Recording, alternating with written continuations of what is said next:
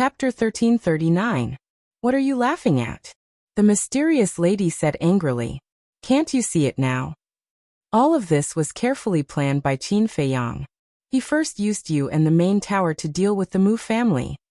Then he used the people of the Mu family and the main tower to deal with you and rob you of the divine crystals. Mu Changfeng laughed. When the mysterious lady heard this, she immediately roared in her heart. Little bastard, you dare to scheme against me. Aren't you afraid of being struck by lightning? Mu Changfeng then looked at the other three and said, Didn't Qin Feiyang promise to help the main tower get back the divine crystals? The three of them didn't speak, their faces were gloomy. Looks like I guessed right. Amazing. Without spending a single soldier, he looted the herb field of the Mu family, saved the fire Qilin, made us lose all the battle emperors, and even killed Yiglao. In the end, he got the divine crystals. Qin Feiyang, I really underestimated you. I have to admit that you are indeed qualified to be a chess player. Haha. Do you think it's funny? To think that we, the top three factions and our semi-divinity realm experts, would be toyed around by a brat. Mu Changfeng looked at the mysterious lady and the others, his eyes were full of ridicule. Without exception, the group of people's faces were extremely ugly. Bastard, I knew you wouldn't be so kind. Gong Sunbei clenched his hands, his eyes were gloomy. This is retribution. The head of the Mu family looked at him gloatingly. What are you gloating about? Although we were schemed against by Qin Feiyang, the main tower didn't lose anything at all. And the mysterious lady only lost the divine crystals. But your Mu family, the things you lost this time should be enough to make you despair. Gong Sunbei sneered. The head of the Mu family's face sank, and a strong light of hatred shot out from his eyes. I've caught the castle. Suddenly, the old man in black robe shouted. Where is it? Everyone's spirit was lifted. Over there. The old man in black robe pointed to the void dozens of miles to the left. Everyone present, except for Gong Sunbei and the head of the Mu family, all released their divine sense and rushed towards the void.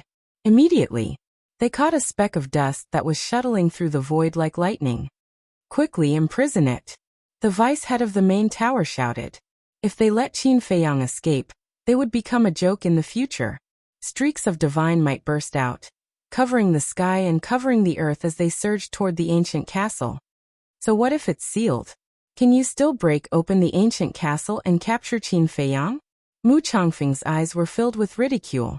Although the Mu clan the seal, it's not it. If it was a long time ago, he might have done so. With it. Qin Feiyang had already broken through to a 2-star combat emperor, and had countless herbs. It was impossible to trap him. Suddenly, he looked at the mysterious lady and the others. Killing intent surged in the depths of his eyes. Whoosh. In the next moment, he was like a ghost, instantly landing in front of the 5 people. He raised his old hand and slapped another old man in the main tower. Because this person was standing at the front, the 5 people's attention was on the castle. They didn't expect that Mu Changfeng would ignore Qin Feiyang and attack them, so they weren't prepared at all. Boom! Crack! Ah! Accompanied by a loud sound, the old man's head exploded on the spot. Blood splattered across the sky, and a scream resounded through the sky.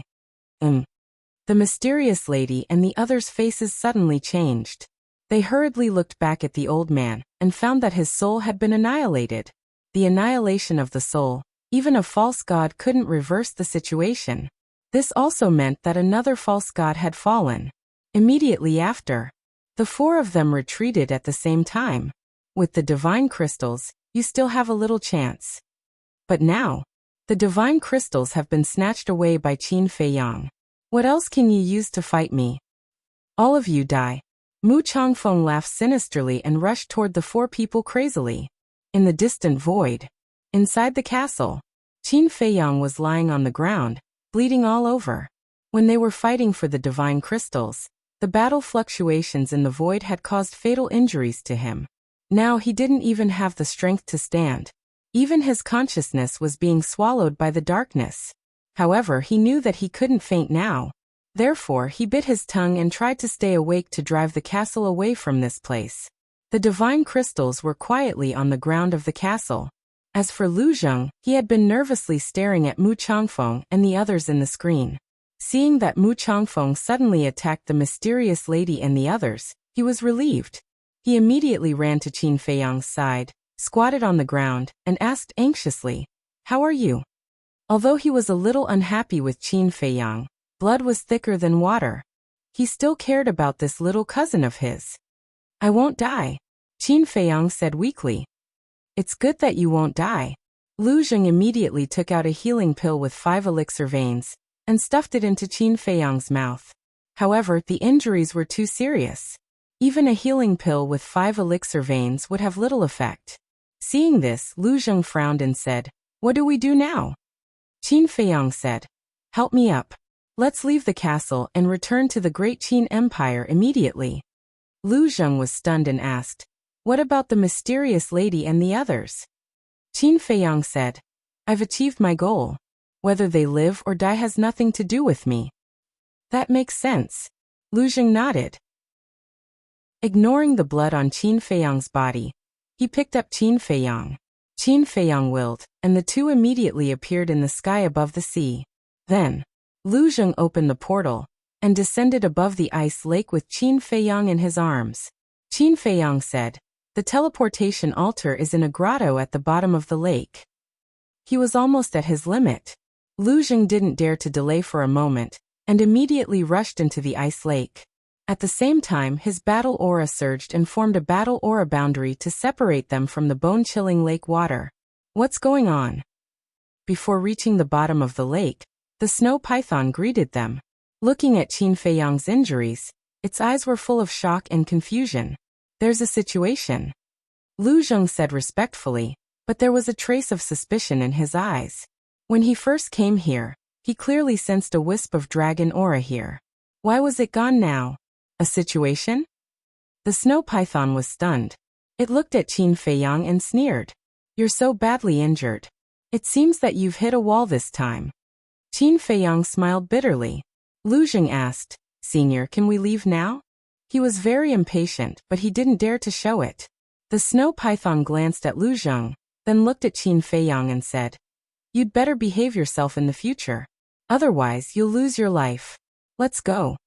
Lu Zheng immediately carried Qin Feiyang and rushed down.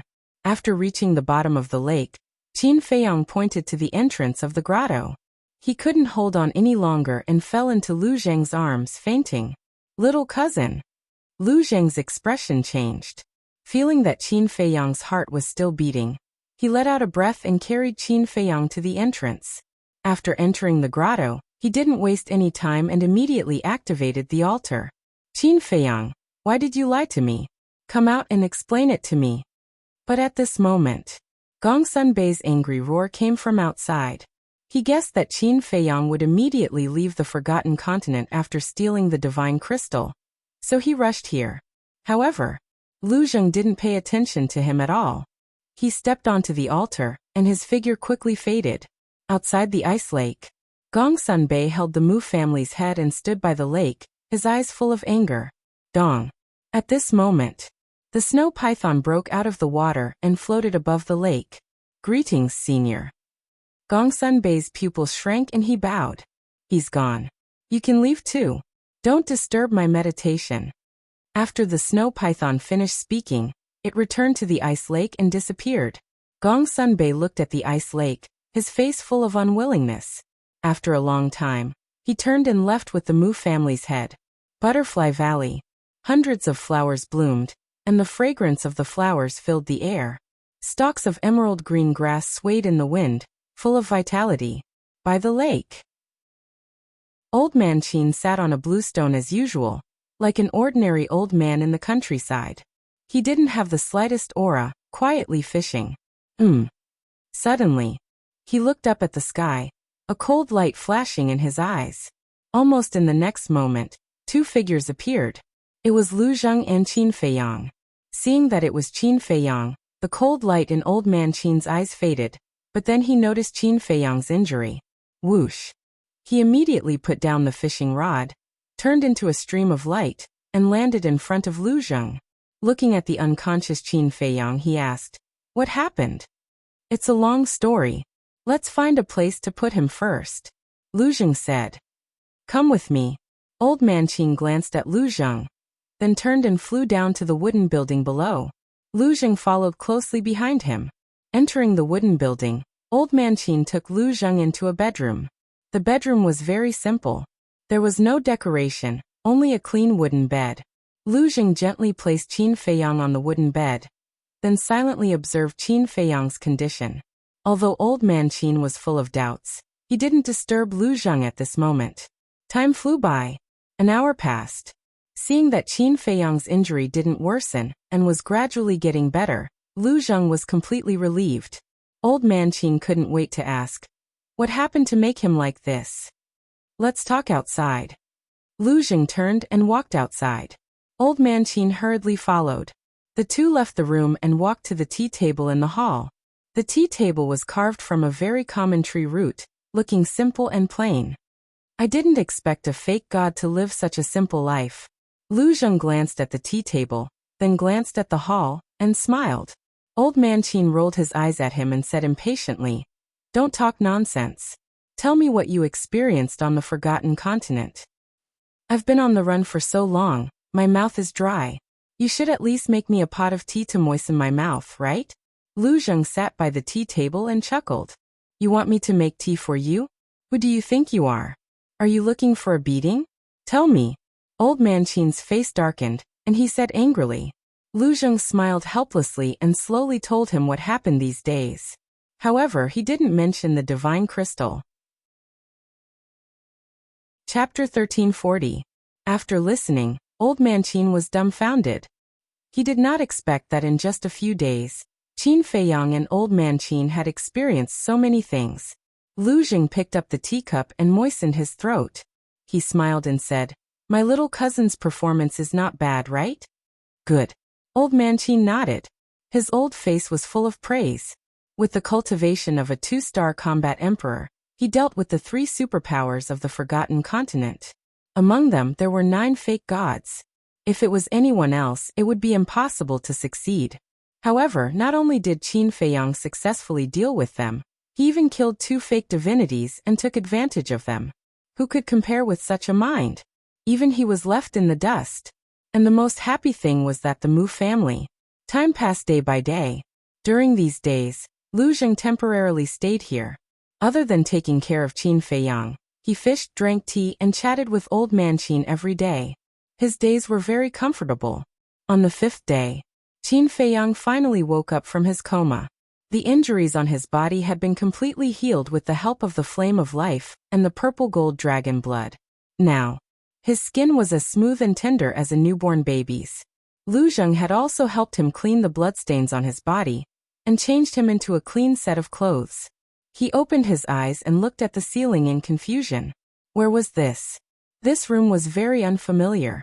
After a while, Qin Feiyang slowly sat up and looked around the room. He then got off the bed and stretched his muscles and bones. Feeling that his injuries had been completely healed, he walked to the window and looked outside. Green mountains and clear waters, a sea of flowers and a lake scene came into view. The clear air assaulted his nose, making him feel refreshed. It turned out to be the Butterfly Valley. Qin Feiyang muttered and flew out of the window. He stood above the wooden building and scanned the Butterfly Valley. Soon, he saw Old Man Qin and Lu Zheng by the lake. The two of them sat by the lake, fishing with fishing rods in their hands. They were like a pair of grandfather and grandson, laughing and chatting leisurely. Whoosh! Qin Feiyang's figure moved. He streaked across the sky and landed beside the two of them. He said, Why are you laughing so loudly? Even if there are fishes, they will be scared away by you. What do you know? What we're fishing for is not fish but life. A cultivation maniac like you will never understand the joy in this.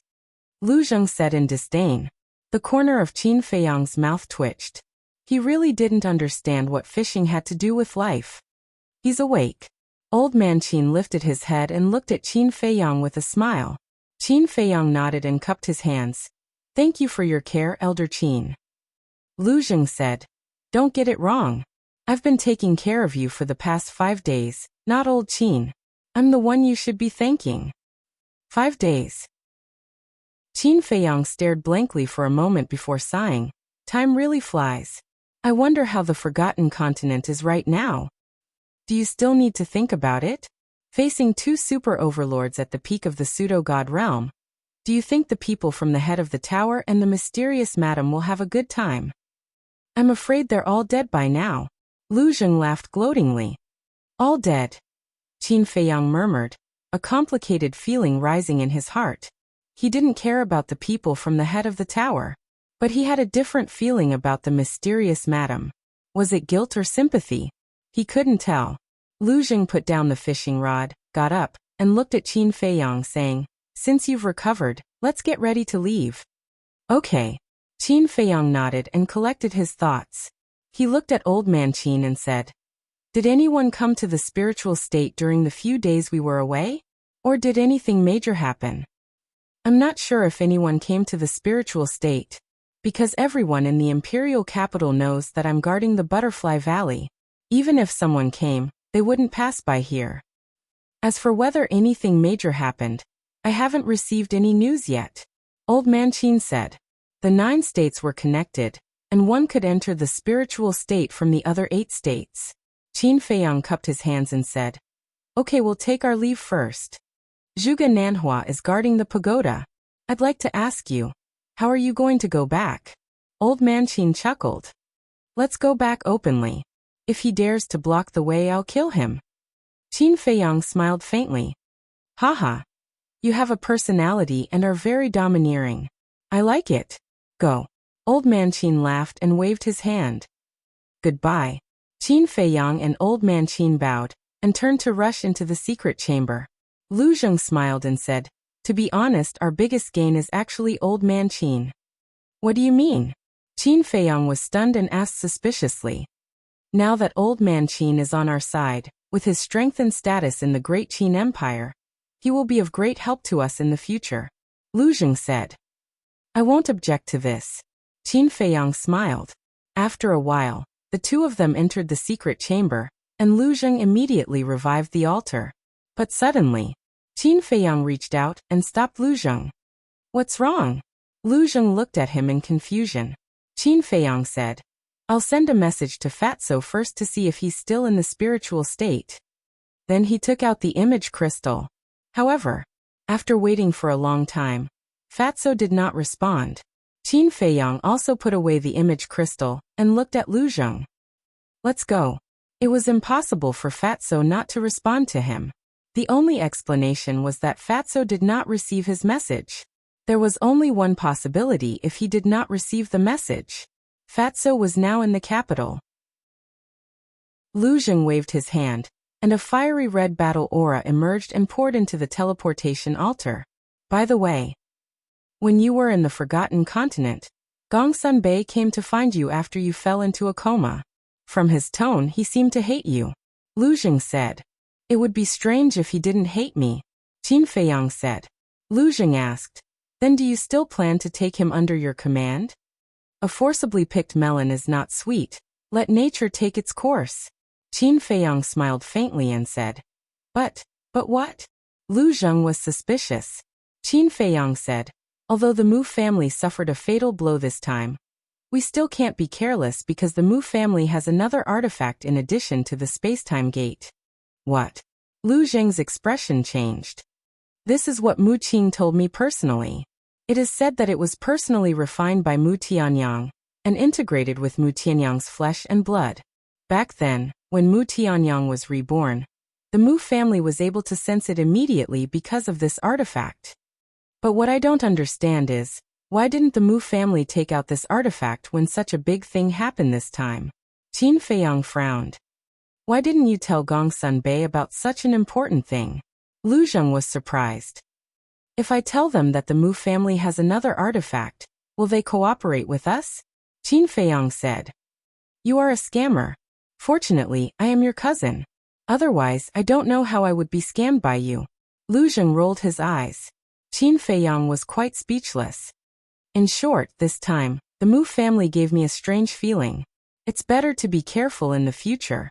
Among the fake gods, only Yiglao, Mu Changfeng, and the white-robed old man had appeared. They clearly had a divine artifact, but they didn't show it. He wouldn't believe that there was nothing wrong with it. Buzz. The teleportation altar was activated.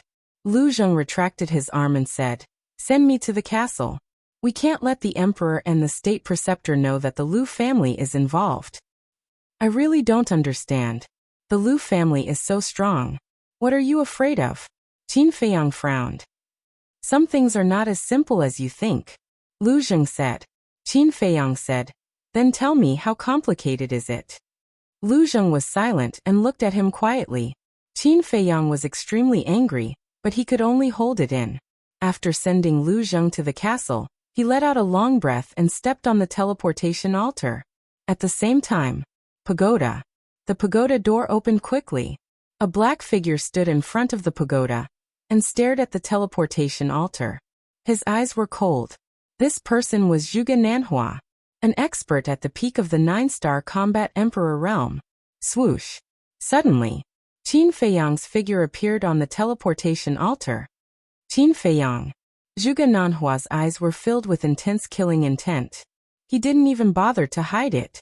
Sensing the killing intent, Qin Feiyang was slightly stunned. He jumped down from the altar and looked up at Zhuge Nanhua. He laughed and said, "I was wondering who it was. It's the great-grandfather of the person who lost to me. Greetings, senior." The person who lost to him was naturally Zhuge Mingyang. Zhuge Nanhua almost went berserk in the face of such a blatant mockery. Qin Feiyang's eyes flashed with a hint of mockery. He laughed and said, "Senior, it must be very tiring to be guarding the door. When you have time, I'll invite you to the fragrant moon brothel for a few drinks and relax." In other words, Zhuge Nanhua was just a watchdog. Who was Zhuge Nanhua? How could he not hear the mockery in Qin Feiyang's words? He clenched his fists tightly, making cracking sounds. "It seems like senior has nothing to say to me. I'll take my leave then." Qin Feiyang laughed and walked out of the pagoda. He walked past Zhuge Nanhua. Suddenly, Zhuge Nanhua turned around and grabbed Qin Feiyang's shoulder. "Is there anything, senior?" Qin Feiyang didn't even turn his head. His eyes were filled with a piercing killing intent. The Great Qin Empire has a rule.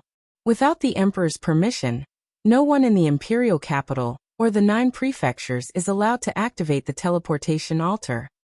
Now you've come back so brazenly. It's obvious that you're challenging the emperor's authority. May I ask, what punishment do you deserve?" Zhuge Nanhua shouted. "Rules?" Qin Feiyang mumbled. Suddenly he grinned and mocked. "Do you think these rules will work on me, Qin Feiyang? As for challenging the emperor's authority, I've done so many times in the past. But who can do anything to me?" "How dare you?" Zhuge Nanhua shouted. "I'm just that impudent. What do you want?" Qin Feiyang slapped Zhuge Nanhua's hand away and turned around to look at him with a smile. Zhuge Nanhua said, "You've broken the rules. You'll have to kill all your relatives." "Sure. Go ahead. However, I have many relatives. Your emperor is one of them. There's also the Lu family. Oh right, there's also my little brother, the little prince. Go ahead and kill them if you can." Chapter 1341. Hearing this, Zhuge Nanhua's face turned ashen. The 9 familial extermination he mentioned had nothing to do with the emperor. It was only targeted at Qin Feiyang and Qin Feiyang's friends. But he didn't expect that Qin Feiyang would actually seize these words and accuse him of such a heinous crime. "Why? You don't dare? Then why are you still so arrogant in front of me?" Qin Feiyang smiled in disdain. Before he finished his words, the seal appeared behind Zhuge Nanhua without any warning. Boom. The seal attacked as soon as it appeared. Those sharp claws instantly tore through Zhuge Nanhua's clothes and flesh and entered his qi. "Ah!" Zhuge Nanhua screamed in agony as the pain pierced through his heart. This change was something that he had never expected. "I didn't intend to hurt you, but you people from the Zhuge family don't know what's good for you. Always asking for trouble. Tell me, aren't you all asking for trouble? This is really troublesome. It's rare that I want to keep a low profile, but I don't have the chance." Qin Feiyang rubbed his head with a helpless look. Zhuge Nanhua was so angry that he trembled. How could there be such a shameless person in this world? "Boss Qin, what should we do?" The seal snickered. Qin Feiyang glanced at Zhuge Nanhua and said, "Kill him." Don't kill me." Zhuge Nanhua's body trembled violently. His eyes were filled with fear. "Where's your backbone? Where's your backbone? As a member of the Zhuge family, you can't be so weak. Do you understand?" Qin Feiyang lectured him with good intentions. Zhuge Nanhua was going crazy. He was scared and angry at the same time. "To be honest, with my strength, I'm definitely nothing in your eyes. But I can't help it. I'm popular, and everyone is willing to help me." Qin Feiyang smiled in ridicule. Then he turned around and strode away. "Did you hear that, kid? You think you can provoke Boss Qin? You really don't know what you're worth." The seal arrogantly raised its claws and poked Zhuge Nanhua's head as it said disdainfully, "Get your paws off me." Zhuge Nanhua roared. "Yo, that's pretty awesome. I'll poke. So what if I poke you today? Bite me." The seal let out a strange laugh. "Just you wait. One day, all of you will die without a burial ground." Zhuge Nanhua roared. "Unfortunately, even if such a day comes, you won't have the chance to see it." A ferocious glint flashed across the seal's eyes. It raised its claws and mercilessly slapped at Zhuge Nanhua's head. "Wait." But suddenly, Qin Feiyang stopped in his tracks and turned to look at the seal. "What happened?" the seal asked. Qin Feiyang said, "Give him a chance. Let him see the day we die, without a burial ground." Ugh. The seal was stunned. Zhuge Nanhua was also shocked. "Are you sure?" The seal came back to its senses and asked. This was equivalent to letting the tiger return to the mountain. Qin Feiyang nodded, but a playful look flashed past his eyes and he said, "However, the death penalty can be avoided, but the punishment can't be avoided. Strip him naked and throw him into the central square of the first district." "Strip him naked?" Zhuge Nanhua's body and mind trembled as he roared. "You'd better kill me." A supreme expert at the peak of the 9-star War Emperor realm, and an important figure in the Zhuge family, was stripped naked and thrown into the central square, becoming a joke for countless people. This was even crueler than killing him. The seal was stunned for a moment, then laughed evilly. He looked at Qin Feiyang and praised, "This move is fun, really fun." Then, it waved its claws, and with a poochy sound, the clothes on Zhuge Nanhua's body were torn into pieces. Immediately, a naked body appeared in Qin Feiyang's line of sight. "Bastard! I swear, I will not let you off." Zhuge Nanhua covered his lower body with both hands and squatted on the ground.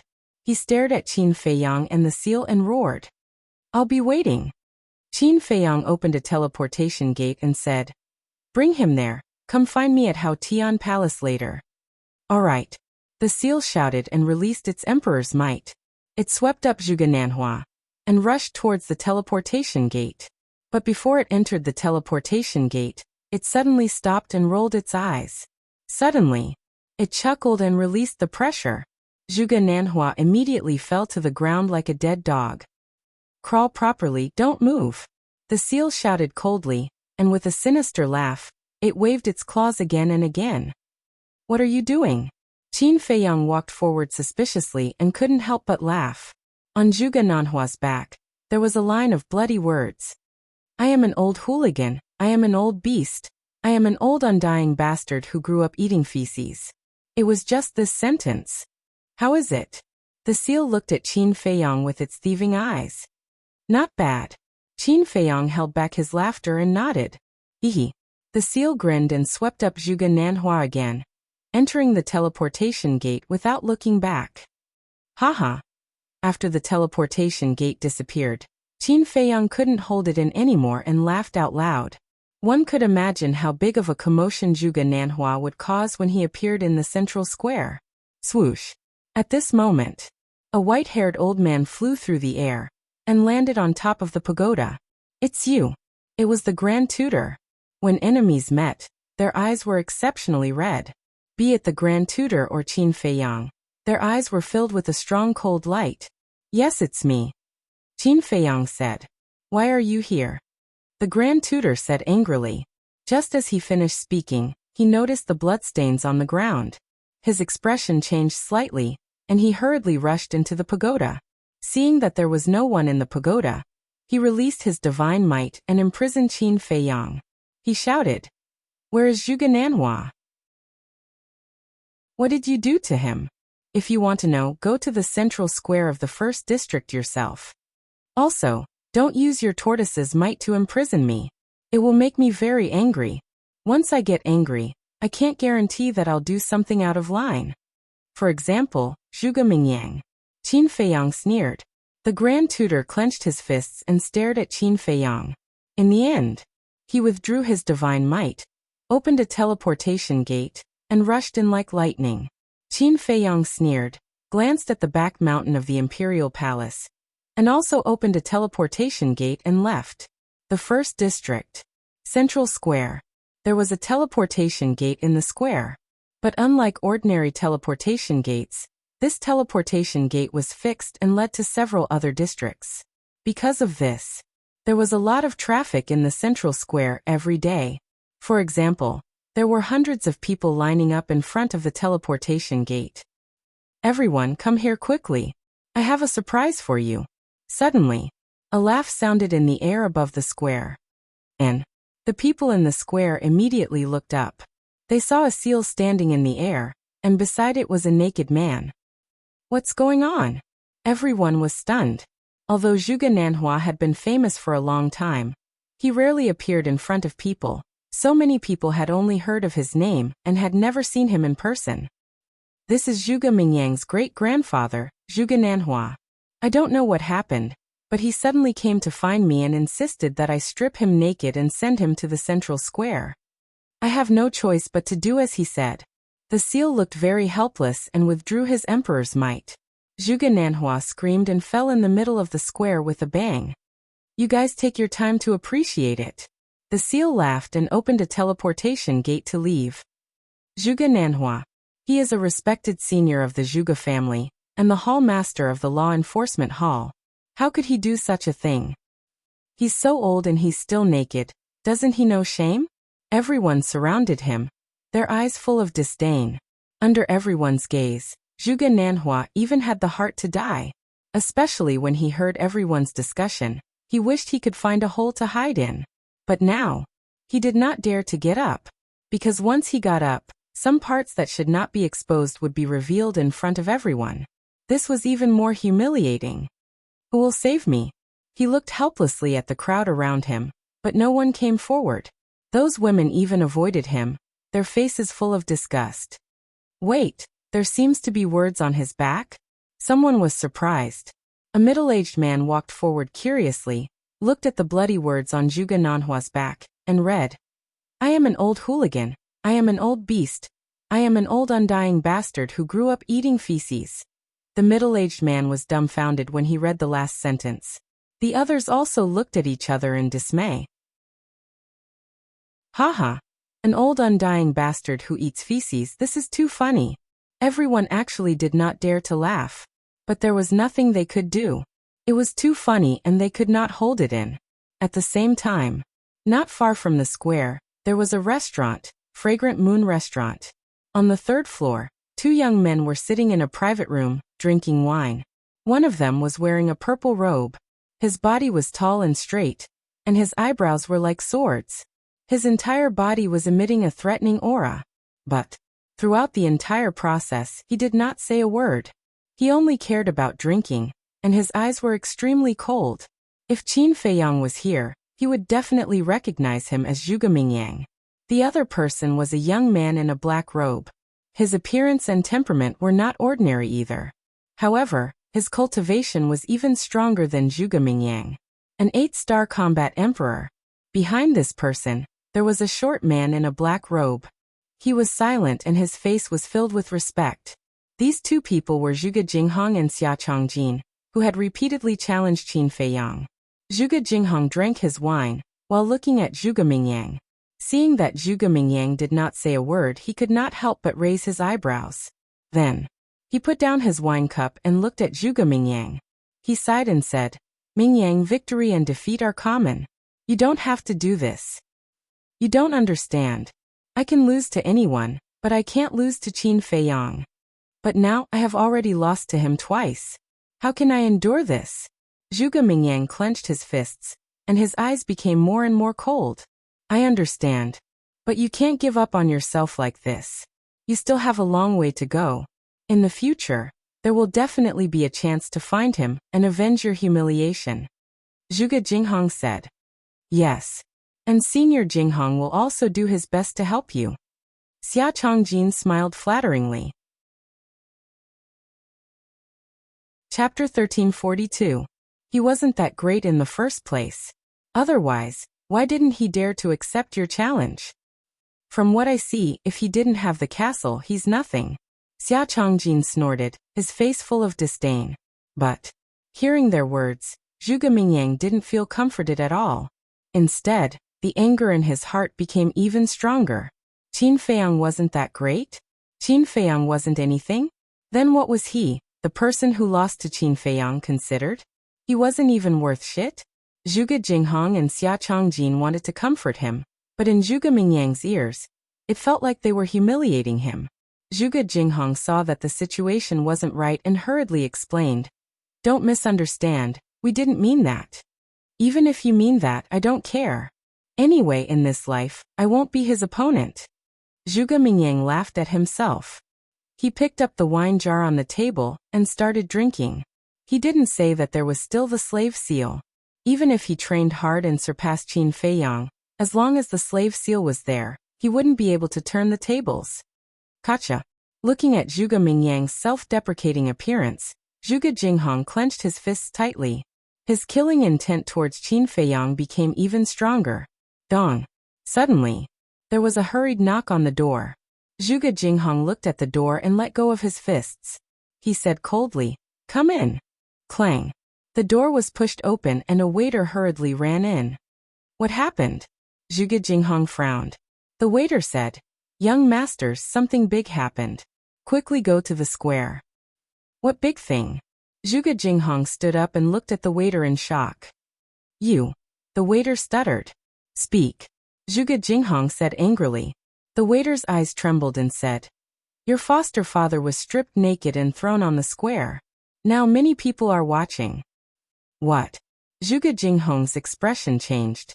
Zhuge Mingyang also stood up abruptly. The wine jar in his hand fell to the ground and shattered into pieces.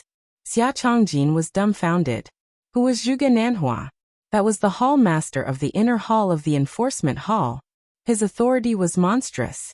Someone actually dared to strip him naked and humiliate him in public? Who was so bold? Was he tired of living? The next moment, Zhuge Jinghong and Zhuge Mingyang rushed out of the window. Seeing this, Xia Zhongjin took out a few hundred gold coins, threw them on the table, and hurriedly chased after them.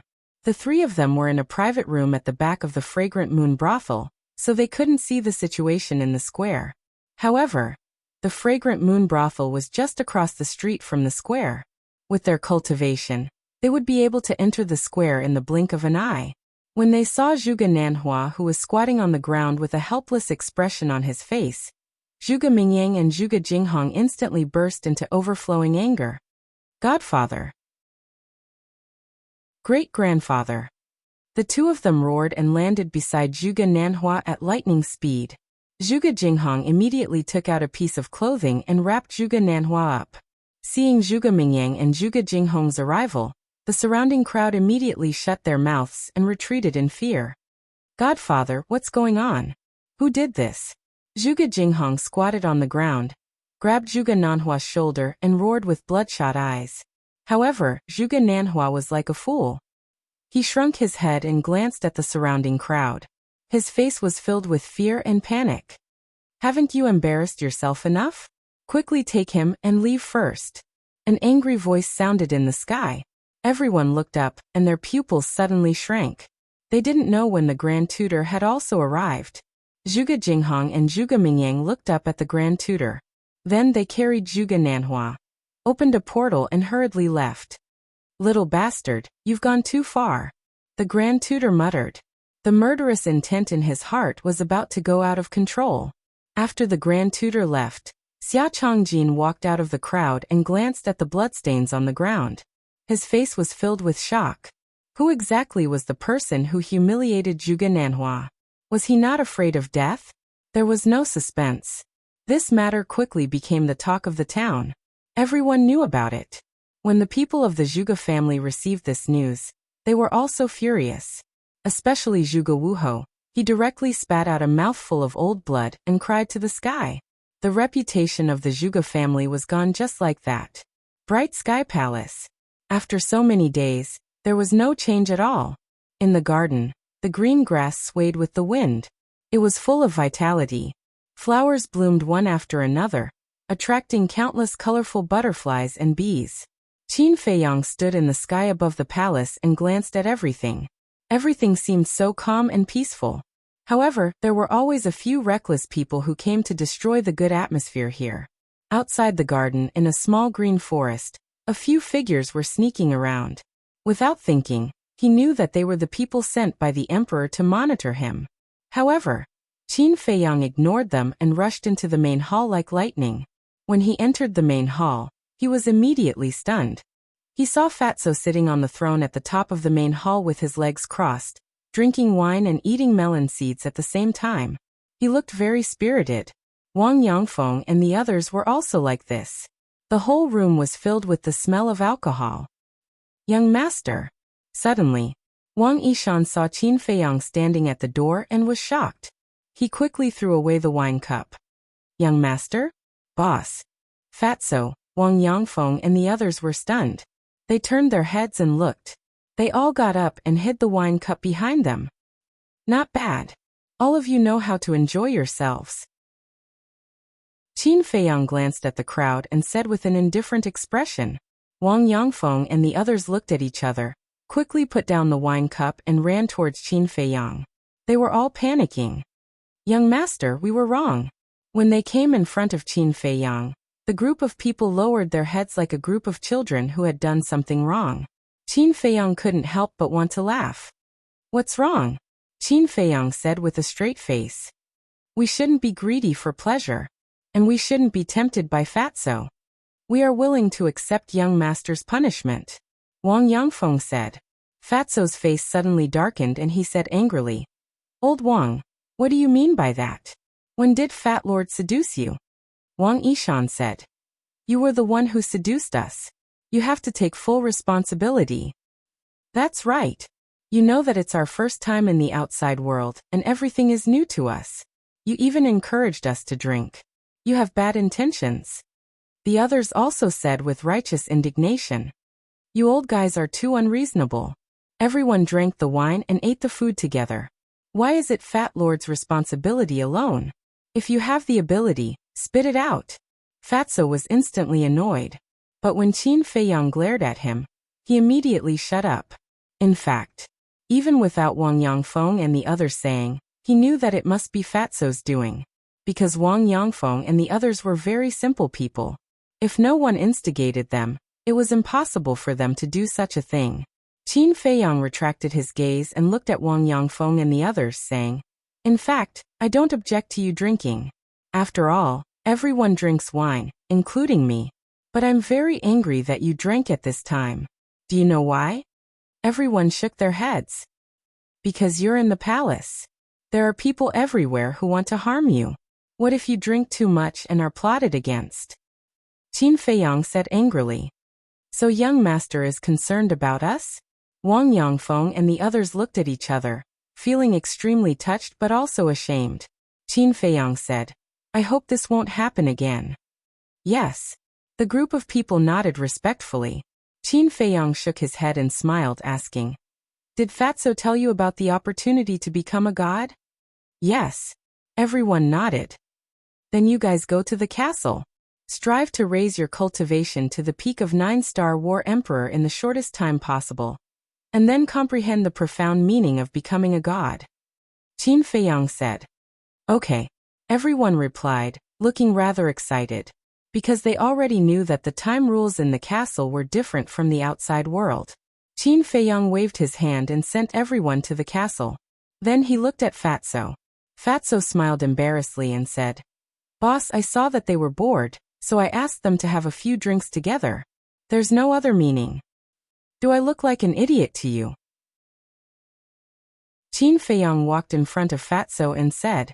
Fatso shook his head like he was pounding garlic. Qin Feiyang rolled his eyes at him. Fortunately, he came back in time. Otherwise, he didn't know what Fatso would do to Wang Yangfeng and the others. He sat on the chair and asked, "Have you found any clues about the disappearance of Lin Yi and the mermaid princess?" "Yes." Fatso nodded. "Tell me quickly." Qin Feiyang didn't have much hope at first, but he didn't expect that Fatso actually found it. Fatso didn't speak. Instead, he took out a letter from his cosmos pouch and handed it to Qin Feiyang. Qin Feiyang was taken aback. He took it in his hand suspiciously, opened the envelope, and took out the letter paper inside. There was a line of small words written on the letter paper. "We are fine, don't worry." But there was nothing else except this line of small words. Fatso said, "You and Lin Yi have been together for 5 years. You can be regarded as childhood sweethearts. You should be able to see that this is her handwriting." Qin Feiyang nodded. These words were indeed written by Lin Yi. Qin Feiyang looked up at Fatso and asked, "Where did you find this?" "At your home in Iron Ox Town. At that time, old Wang and I searched all over the 9 provinces, but we didn't find any clues. So, we went to Iron Ox Town. Because I thought that if Lin Yi would leave a clue, she would definitely choose to stay in Iron Ox Town. After all, that's where she grew up. But in the end there was no harvest in Iron Ox Town. Then, I took old Wang and the others to the courtyard by the lake. I was going to give up, but when I entered the hall, I immediately found this letter on the table. I also know Lin Yi. I recognized her handwriting, so I came back with this letter," Fatso said. "In other words, after we left, she went to the lake to find us?" Chapter 1343. Do you think so? Fatso frowned. Otherwise. Qin Feiyang asked rhetorically. If Lin Yi didn't go to him, why would the letter appear in that room? Fat Lord doesn't think so. Fatso shook his head. What do you think? Qin Feiyang asked. Fat Lord thinks that she is deliberately hiding from you. Fatso said. Hiding from me? Qin Feiyang frowned. Yes. She is not only hiding from you, but also from all of us, including Luo Qianxue and Yan Nanshan. The reason is simple. If she is not hiding from us, then she can go to Luo Qianxue and Yan Nanshan and talk to them face to face. Or she can give the letter to Luo Qianxue and Yan Nanshan and ask them to pass it to you. But she didn't do that. It's obvious that she doesn't want to see us. Fatso said. Qin Feiyang frowned. After a while he nodded and said, It makes sense. Then he smiled and said, Not bad. You actually see the problem so clearly. Fatso said. Fat Lord thought for a long time before he figured it out. Qin Feiyang said. Then why doesn't she want to see us? Fat Lord is also puzzled by this question. It's reasonable that Lin Yi doesn't want to see you. After all, your relationship with her is complicated. But the mermaid princess is deeply in love with you. And you have feelings for the mermaid princess. Normally, if she is going somewhere, she will definitely find a way to tell you so that you won't worry. But she actually left without saying a word like Lin Yi. What's the problem here? Fatso frowned. After pondering for a long time, Qin Feiyang let out a long sigh and said, No matter where they are now, as long as they are safe. Fatso nodded. Qin Feiyang took a deep breath and calmed the restlessness in his heart. He asked, Did Lu Xingchen look for me these past few days? Yes. It's not just Lu Xingchen. The state preceptor also sent Yan Wei to look for you every day. But Fat Lord replied to them according to your instructions. Fatso smiled. What about Xin Mei? Qin Feiyang said. According to Lu Xingchen, the state preceptor has been personally watching over Shen Mei these past few days. Moreover, he hasn't left her side at all, so he hasn't been able to find an opportunity. And he looked for you because he wanted you to help him come up with ideas. Fatso said. Watch over them personally? Qin Feiyang was startled. He shook his head and said with a smile. This old guy has learned to be smart this time, but it's useless. Yeah. Until now, he still doesn't know that Xin Mei can't threaten us at all. And he has always thought that the person who has been spying on him these past few days is you, but it's actually Lu Xingchen. Fatso sneered. Lu Xingqian has been spying on him all this time? Qin Feiyang was surprised. Fatso nodded. Qin Feiyang pondered and said, in that case, Xinmei is now out of danger. Are you kidding? With the state preceptor personally watching over her, how could he save Xinmei? And I heard from Yan Wei that the state preceptor has been using his divine sense to cover the place where Xinmei is imprisoned. As long as Lu Xingqian enters with a spatial divine item, he will immediately be discovered. Fatso said. Qin Feiyang waved his hand and said with a smile, No, the state preceptor left just now. What? Fatso was shocked. Qin Feiyang briefly explained what had happened in the pagoda. Fatso was dumbfounded. He had caused such a big commotion the moment he came back. However, this was more like his boss's style. Fatso gave him a thumbs up and gloated. Zhuge Nanhua has an important position in both the Zhuge family and the temple. Now that such a thing has happened, everyone in the Zhuge family must be mad. It's best if one or two of them die from anger. Qin Feiyang smiled faintly, and then said, But why hasn't the seal returned yet? It's been so long, could something have happened? Speak of the devil. Whoosh. The seal rushed into the main hall like lightning and shouted, Boss Qin, something bad has happened. Boss has drunk too much and is acting crazy in the inner city. Acting crazy? What nonsense are you talking about? Isn't boss doing well here? Fatso frowned. The boss it's talking about is not me, but Lei Bao. Qin Feiyang said. Lei Bao.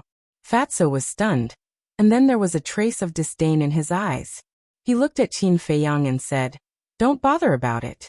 In the few days you were away, it has been causing trouble in the imperial city every day. If you don't let it suffer a little, it won't know how to restrain itself. Don't you like to cause trouble too? Qin Feiyang was speechless. They were all the same. What right did he have to criticize others? Can I be the same? At most I'll drink here, but what about it?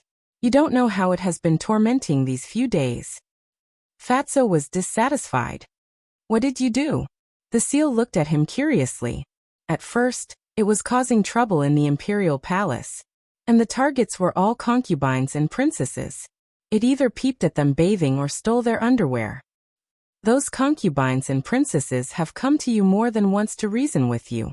The most outrageous thing is that it even stole the imperial empress's underwear and openly took it to the treasure pavilion to auction. You didn't see it. When the emperor heard about this, his nose was crooked from anger. Fatso said in disdain. The seal and Qin Feiyang looked at each other. Stealing the imperial empress's underwear to auction? This bastard is too immoral. Qin Feiyang asked. Does the treasure pavilion dare to auction it? Of course not. That's the imperial empress's underwear. Who dares to play with it? But that guy relied on its strength and directly occupied the auction house, forcing everyone to bid. In the end, it was auctioned at a high price of 300 million. Fatso said helplessly. Qin Feiyang's face twitched. 300 million for a piece of underwear. That's crazy. After causing trouble in the imperial palace, it went to other major cities to cause trouble. In short, every place it went to would be chaotic because of it. Now it's notorious. When everyone sees it, they can't wait to skin it. Fatso shook his head. Although he was a bastard in some matters, compared to Lei Bao, he was thousands of miles away. That's not right. It caused so much trouble. Didn't the emperor think of a way to deal with it? Qin Feiyang was doubtful. Who said that? The emperor sent the commander of the Kirin army to capture it, but in the end he was beaten up by it. You also know that with its strength, no one can do anything to it except a pseudo-god. And the pseudo-gods in the imperial palace are all sealed. They can't undo the seal to deal with it. After all, every time they undo the seal, they will lose some of their lifespan. For pseudo-gods like them who are nearing the end of their lifespan, every minute and second is very precious. Of course. That guy knows his limits. Although it's mischievous, it has never harmed anyone's life. In the end, the emperor had no choice but to turn a blind eye and let it do as it pleases. Fatso said. What about the state preceptor? Hasn't he been looking for a bargaining chip to blackmail me? Qin Feiyang said. You have Yan Wei to thank for this. Yanwei told me that the state preceptor actually had plans to deal with Lei Bao, but Yanwei told him that Lei Bao had only been with you for a short time, and might not be able to blackmail you. He also said that instead of spending time to capture Lei Bao, it's better to let it cause trouble, because the more trouble Lei Bao causes, the deeper the grudge between you and the emperor. When the state preceptor heard this, he felt that it made sense, so he didn't make a move on Lei Bao. Fatso said, I see. He has to keep an eye on the state preceptor and clean up Lei Bao's mess at the same time. It's really hard on him. Qin Feiyang sighed. That's right. That's why you should let it suffer a little. Once it has suffered enough, it will naturally become obedient. Fatso snorted coldly. No, if Xinmei has really been rescued by Lu Xingqian, the state preceptor will definitely look for the next target immediately. Qin Feiyang finished speaking and looked at the seal. Didn't I tell you to come back immediately after throwing Zhuge Nanhua at the plaza? Why did you go look for your boss? I didn't specifically look for him. I saw that there was nothing going on, so I wanted to take a look. In the end, I went to the inner city and saw my boss. The seal said. Qin Feiyang frowned. Then why didn't you bring him back directly? I wanted to too. But he's completely drunk now and won't listen to anyone. The seal said helplessly. Qin Feiyang said angrily. How troublesome. Did he go to the Wuhou government to cause trouble? The seal said carefully. He's currently in a Wuhou government. I think it's Qian Wuhou. Qian Wuhou? Qin Feiyang was stunned. Previously, he killed Qian Wuhou's biological son, Feng Yun, in the Qian Wuhou government. Now Lei Bao went to the Qian Wuhou government to cause trouble? Was this a coincidence? This is bad. A few days ago, I told him that you have a grudge with Qian Wuhou. It can't be that he's going to help you deal with Qian Wuhou, right? Fatso's face changed as he said in surprise. Why can't there be anyone who can stop me from worrying? Qin Feiyang was furious to the extreme, and said in a deep voice, quickly follow me to find him. If Lei Bao really helped him deal with Qian Wuhou, then he might take advantage of his drunkenness and start a massacre there. Although the various Wuhou government had basically declined, their status was still there. If Lei Bao really started a massacre there, then the fake god in the back mountain of the Emperor Palace would definitely not sit idly by. However, just as he opened the teleportation gate, a figure appeared out of thin air in the hall. Qin Feiyang raised his eyebrows. He turned his head and saw that the person was Lu Xingqian. Lu Xingqian sized up Qin Feiyang and said in surprise, how many days have you been in seclusion? You have already broken through to the 2-star War Emperor? Isn't your speed a little too fast? He still didn't know that Qin Feiyang's ancient castle had already undergone a change. Likewise, Qin Feiyang smiled faintly with a thought. Wang Yangfeng and the others appeared, and said in a low voice, you guys go with the seal. No matter what, you have to bring that guy back for me. Yes. Wang Yangfeng and the others respectfully replied, then followed behind the seal, and entered the teleportation gate. Lu Xingqian looked at the backs of Wang Yangfeng and the others, his eyes flashing slightly. He looked at Qin Feiyang and laughed. There's a group of top-grade fierce beasts by your side. It must be a headache. His words carried a hint of schadenfreude. Obviously, he had already guessed what Wang Yangfeng and the others were going to do. No, on the contrary, I like them a lot, because although they are bastards, they are loyal to me. Chapter 1344. Fatso stood behind Qin Feiyang. Lu Xingqian walked to the front of the chair and sat down. He looked at Qin Feiyang and smiled. Actually, I'm quite envious of you. Envious of me? Qin Feiyang was stunned and asked. Envious of you having such a group of loyal subordinates. Lu Xingqian said. Don't you have them too? What's there to be envious of? Qin Feiyang smiled. This is different. My subordinates are basically my descendants. It's natural for them to be loyal to me. But your subordinates are all strangers who you met by chance, but they are loyal to you. This is the fundamental difference. Lu Xingqian shook his head and sighed. Then do you know where the source of this difference is? Although they are working for me, I treat them as friends and family. But you treat them as your real subordinates. Qin Feiyang said. Friends, family. Lu Xingqian muttered to himself and then laughed. You were born in the royal family. It's impossible that you don't know that for people like us, friends and family are too distant. I agree with that. Qin Feiyang nodded and smiled. He looked at Lu Xingqian and said, "Look at your happy face. You must have encountered something good." Haha, Lu Xingqian laughed and said, "I have to thank you. If you didn't lure the Grand Tutor away, I wouldn't have found the chance to save Xinmei." Qin Feiyang was stunned. Did Lu Xingqian think that by humiliating Zhuge Nanhua, he was helping him lure the Grand Tutor away? On one hand, you humiliated Zhuge Nanhua and humiliated the Zhuge family. On the other hand, you took the opportunity to save Xinmei. This is killing two birds with one stone. Brother Qin, this is a brilliant move. Lu Xingqian gave a thumbs up and praised. Qin Feiyang and Fatso looked at each other. Lu Xingqian really thought so? Lu Xingqian added, "I owe you one this time. If you need anything in the future, just let me know." Ugh. Qin Feiyang and Qin Haodong were stunned again. They were the ones who planned to kidnap Xinmei. This time, the Mu family's vitality was greatly damaged, and it was also their plan. Now Lu Xingqian actually wanted to thank them? Fatso chuckled and said, "Boss, isn't this the so-called repaying evil with good?" You think too much. Now Lu Xingqian is thanking us because he doesn't know that all of this is a trap set up by us. If they knew, they would probably want to kill us. Qin Feiyang snickered. However, he had to admit that looking at Lu Xingqian right now made him very happy. In the past, it was Lu Xingqian who schemed against him.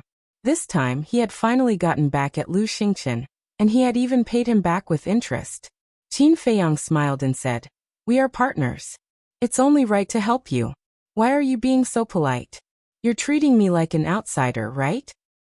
Haha, Lu Xingqian laughed happily and said, "It was a wise decision to choose to cooperate with you. Of course.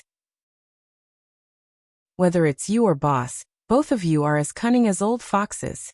The two of you working together is simply a match made in heaven." Fatso chuckled. But when they heard this, Qin Feiyang and Lu Xingqian's faces couldn't help but darken. Match made in heaven? It seems a bit inappropriate to use this adjective to describe two grown men like them, right? Haha. It's not a good choice of words. It should be said that you're a jackal and a leopard, a perfect match. Fatso snickered. Their faces darkened and their veins bulged. This damn Fatso was getting more and more ridiculous. The Imperial Preceptor has arrived.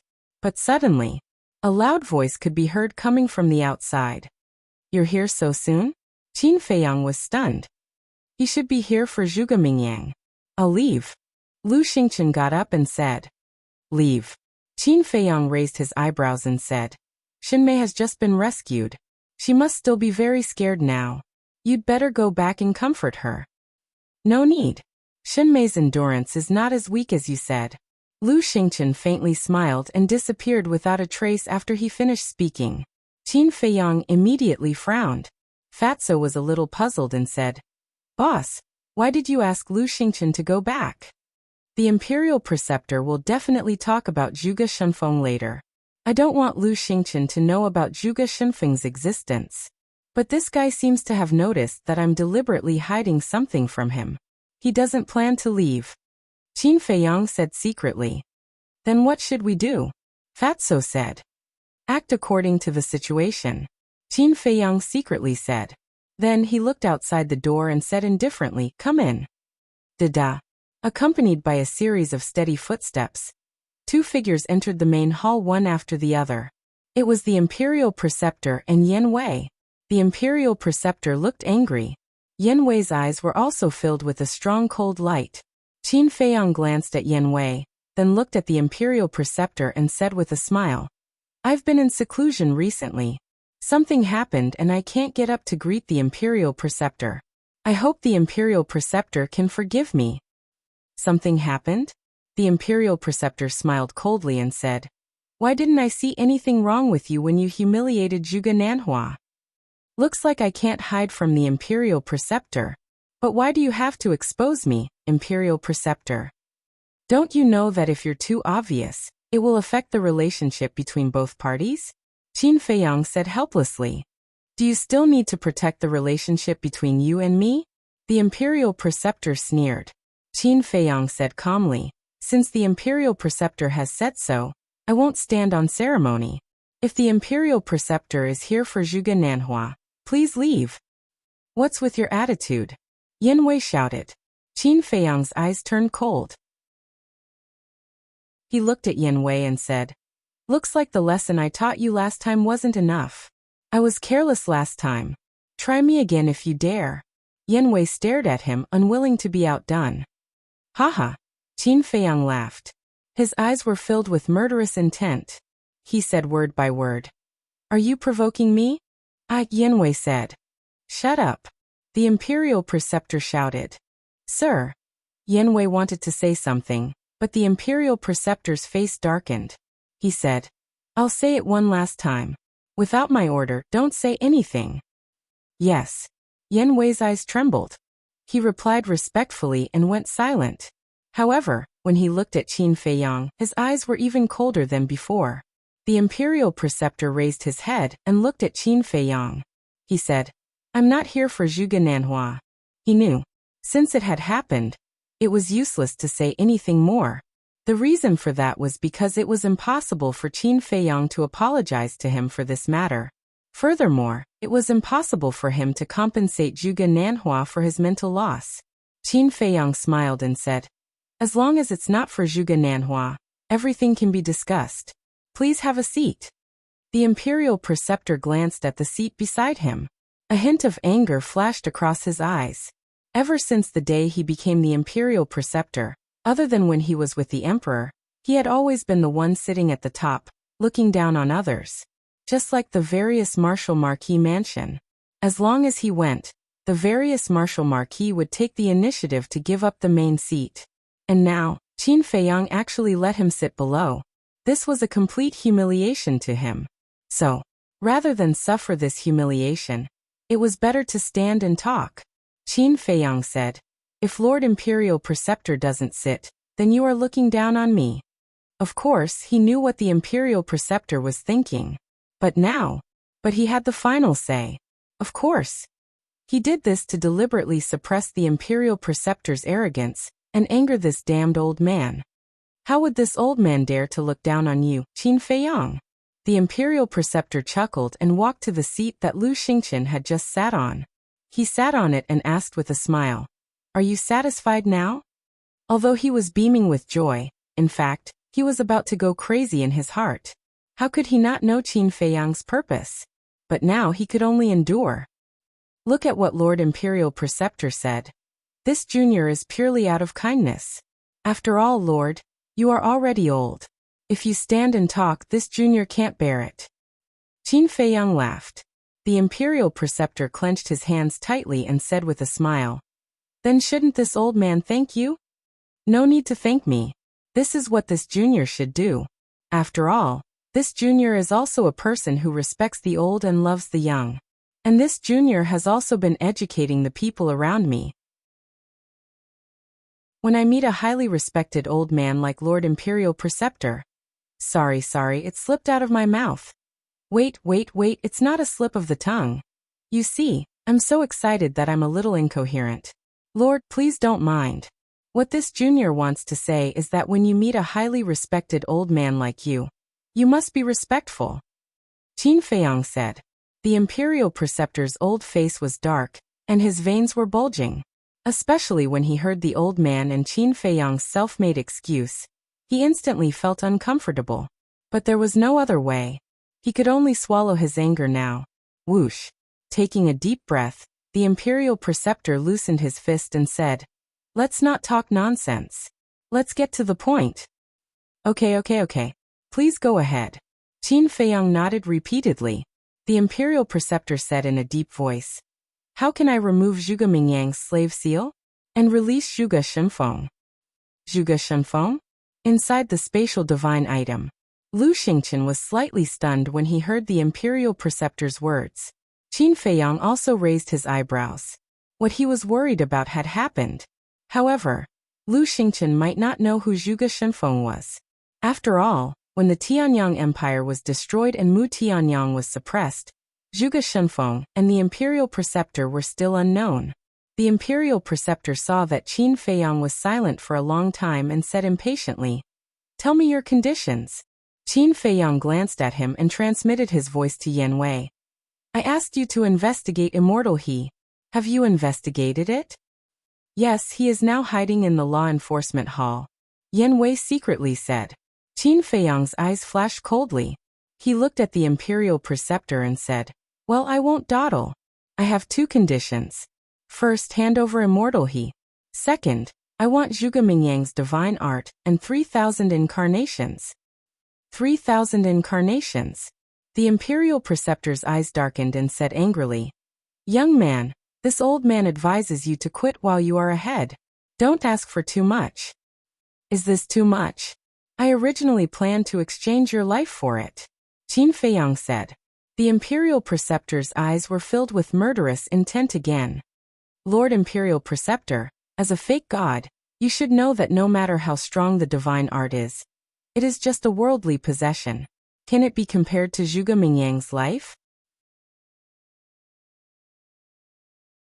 Chapter 1345. The imperial tutor went silent, as if it was difficult to make a decision. Let's not talk about Zhuge Mingyang's talent, let's talk about his comprehension. Before stepping into the war god realm, he was able to comprehend the profound meaning of the divine art, and raised the first and second style of the Azure Dragon's secret art to the level of a divine art. "May I ask, are you willing to let such a genius die young?" Qin Feiyang said again. The imperial tutor's gaze trembled, and he said in a deep voice, "Even if this old man agrees, the divine art cannot be passed on. How can I give you the 3,000 incarnations? Don't fool me. Although I don't know much, I still know this. The divine art cannot be passed on, because once it is passed on to others, you will lose it, so no one is willing to pass on the divine art to others." Qin Feiyang said, "The divine art is not comparable to the battle art. The divine art, apart from the inheritance, is unique. It means that only one person can have it. Take the 3,000 incarnations for example. If today, Zhuge Mingyang gave him the 3,000 incarnations, then Zhuge Mingyang himself would lose the 3,000 incarnations. And it would be a complete loss, never to be found again. The same is true. After Qin Feiyang obtains the 3,000 incarnations, if he wants to pass it on to others, he will lose it forever. Therefore, to anyone, a deity art was irreplaceable." Qin Feiyang laughed. "I am very sincere, so please don't play these little tricks, it's useless." The imperial tutor's face sank. In the end, he gritted his teeth and nodded. "Okay, this old man promises you. I will use the 3,000 incarnations and Immortal Shin in exchange for Zhuge Mingyang and Zhuge Shenfeng." Qin Feiyang said, "Wait, don't get it wrong, I didn't say that I will also give you Zhuge Shenfeng." "You." The imperial tutor was furious. "Lord, don't be angry. We also have a bargaining chip." Yan Wei said in a low voice. "Yeah." The imperial preceptor was stunned, and his anger immediately subsided. He looked at Qin Feiyang with a smile and said, "Boy, although the lives of Zhuge Mingyang and Zhuge Shenfeng are in your hands, I also have someone in my hands." Qin Feiyang smiled faintly and said, "Are you talking about Xinmei?" "That's right." The state preceptor nodded. "Haha." Qin Feiyang laughed loudly, his voice filled with mockery. "What are you laughing at?" The state preceptor raised his eyebrows. "I'm laughing at your naivety. Yes, I admit that Xinmei can indeed threaten me. But now why don't you go back and see if Xinmei is still here?" Qin Feiyang said. The state preceptor raised his eyebrows. What was the meaning of this? Could it be? His body trembled as he hurriedly looked at Yan Wei and shouted, "Go back and take a look." "Yes." Yan Wei nodded and immediately opened the portal and walked in. Qin Feiyang was not in a hurry. He took out a tea set, brewed a pot of tea, and leisurely tasted it. Throughout the whole process, the state preceptor was paying attention to Qin Feiyang's expression. The more he looked, the more surprised he became. The current Qin Feiyang was too calm, and there was no trace of panic at all. Buzz. Half a cup of tea's time passed. The state preceptor took out an image crystal, and Yan Wei's image appeared. Yan Wei said anxiously, "Lord, something bad has happened. Xinmei is missing." "What?" The state preceptor's expression changed and he asked, Did you look for other places? Yanwei nodded and said in a deep voice. This subordinate searched everywhere in the vicinity, but in the end. At this point, Yanwei did not need to continue. The state preceptor already understood. He turned to look at Qin Feiyang and said, You can't be so fast. I only left for a while. Haven't you been obedient? Thousands of changes can happen in an instant. It means that many changes can happen in an instant. Qin Feiyang said indifferently. Impossible. Although I just left, I set up a divine power barrier around Shinmei. With your ability, you can't break it. Even if you can break it, you can't do it silently. The state preceptor shook his head in disbelief. Divine power barrier. Qin Feiyang's gaze trembled as he looked at Fatso. Fatso's eyes were also filled with disbelief. Set up a divine power barrier? Everyone knew. Once a divine power barrier was set up, the owner of the barrier would immediately sense anyone who touched it.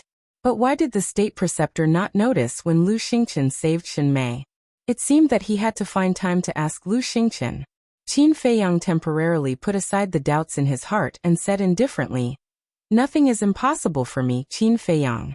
Now let's talk again. Do you still have a bargaining chip? The state preceptor's heart sank.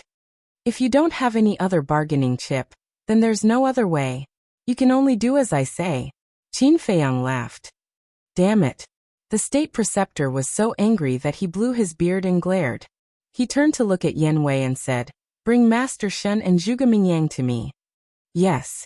Yanwei respectfully responded, and the virtual image quickly dissipated. The state preceptor put away the image crystal, looked up at Qin Feiyang, and said, I have changed my mind now. I want to use 3,000 incarnations and Master Shen to exchange for Zhuge Shenfeng. Haha. Lord State Preceptor, are you kidding? You want to exchange Master Shen and Shenju for Zhuge Shenfeng? Qin Feiyang laughed. The state preceptor's face was gloomy. He had already expected this result. Although Zhuge Mingyang's comprehension was really good, compared to a fake god like Zhuge Shenfeng, he was still a little worse. The state preceptor asked, Then what do you want to let Zhuge Shenfeng go? Let me think about this. When I think of something, I will tell you. Qin Feiyang laughed. Then you'd better not make me wait too long. Because you know me.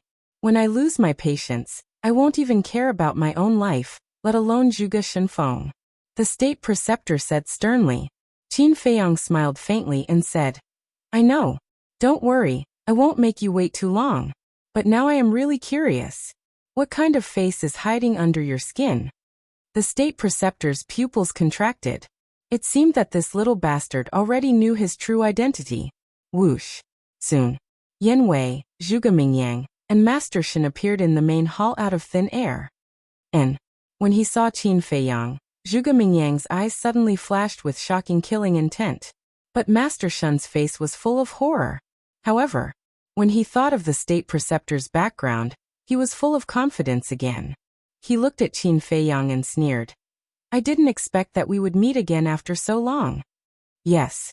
I also didn't expect that you would rely on the state preceptor again. Are you worthy of those people in the village? Qin Feiyang said. Haha. A wise man submits to circumstances.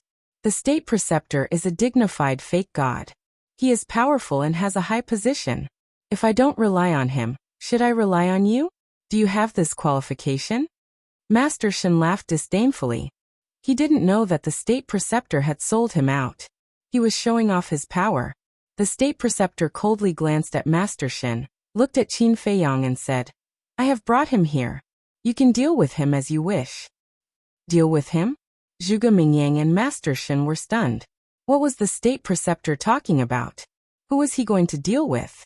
Suddenly, Zhuge Mingyang seemed to think of something and glanced at Master Shen. The people present, except for them, were only Qin Feiyang and Fatso. But he could imagine that it was certainly not Qin Feiyang and Fatso. Then only their side was left. Yanwei was certainly not, after all. It was Yanwei who brought them here. The state preceptor was naturally even more impossible. So now, only he and Master Shen were left. Although he didn't know what was going on, Zhuge Mingyang believed that the person the state preceptor was talking about was certainly not him. Then only Master Shen was left. In other words, the person who was going to be dealt with was Master Shen. Master Shen quickly realized this problem. He looked at the state preceptor in panic and carefully asked, "Your Excellency State Preceptor, who was the person you were going to deal with?" "You." The state preceptor didn't hide anything and directly said. "What?" Master Shen's face turned pale and said in surprise, "Why? Did I do something wrong?" The state preceptor was about to speak. Yanwei disdainfully said, "Your Excellency, he is just a dog. Why do you need to explain so much to him?" "You shut up." Master Shen suddenly became angry. He stared at Yanwei and shouted, "You are also a dog. What qualifications do you have to talk about me? I am different from you. I joined the state preceptor and didn't betray anyone. But you betrayed all your people." Yanwei sarcastically smiled, looked at the state preceptor and said, "Your Excellency, this person is a villain who only cares about profit. Now he can betray his people. He will certainly betray you in the future. So for this kind of person, don't have any sympathy." "It makes sense." The state preceptor nodded and indifferently glanced at Master Shen. He looked at Qin Feiyang and said, "Hurry up. Don't waste everyone's time." Master Shen's eyes trembled. He quickly knelt at the feet of the state preceptor and begged, "Your Excellency, I swear that I will always follow you in this life. If I betray you, may I be struck by lightning. Please don't give me to Qin Feiyang, okay?"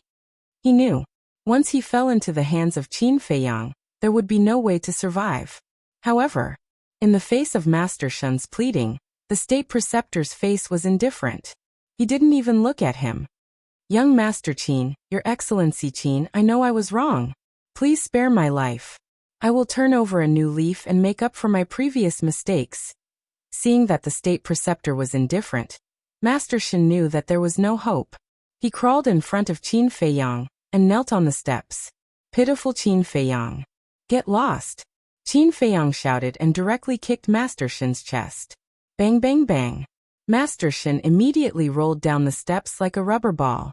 His nose was bruised and his eyes were swollen. Qin Feiyang looked down at him contemptuously and said, "Do you think I can't do anything to you if you follow the state preceptor? Ridiculous. No one in the world can protect the people that I, Qin Feiyang, want to kill. Yes, I was naive, I was confused, I thought I was smart. But now, I really know I was wrong. I beg you, Your Excellency, please spare my dog life. I swear, I will be by your side in the future, like an ox or a horse." His life was at stake. How could Master Shen care about the pain? He quickly got up again and crawled to Qin Feiyang's feet, begging with tears and snot. "I feel disgusted looking at people like you. You still want to stay by my side? Are you dreaming? Go find your clansmen and repent properly.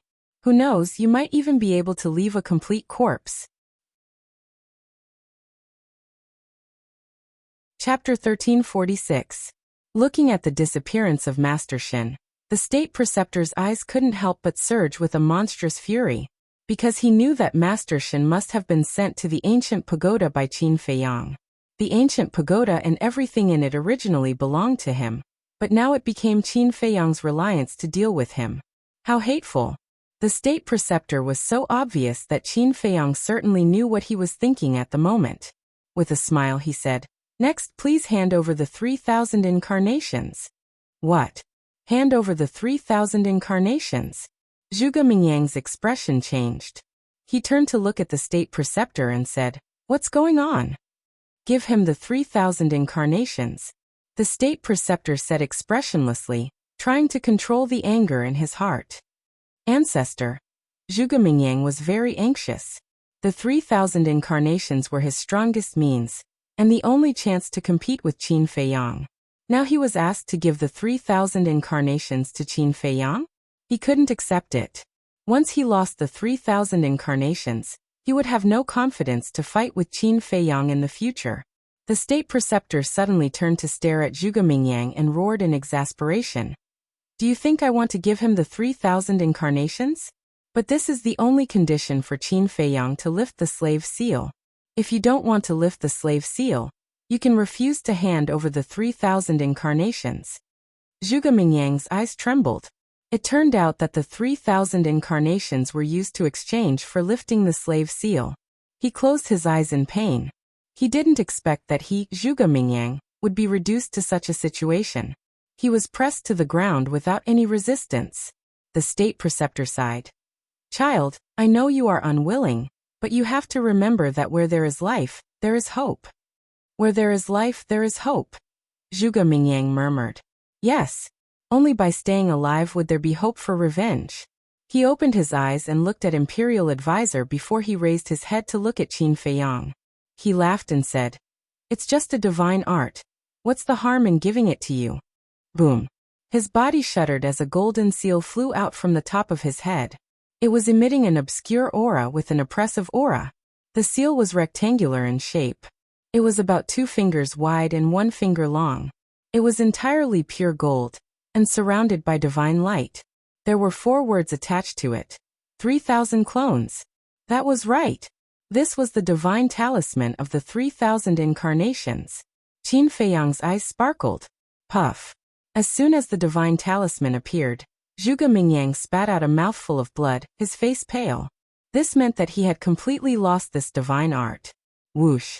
Following closely, Zhuge Mingyang waved his hand, and the divine talisman turned into a waterfall and flew into Qin Feiyang's head.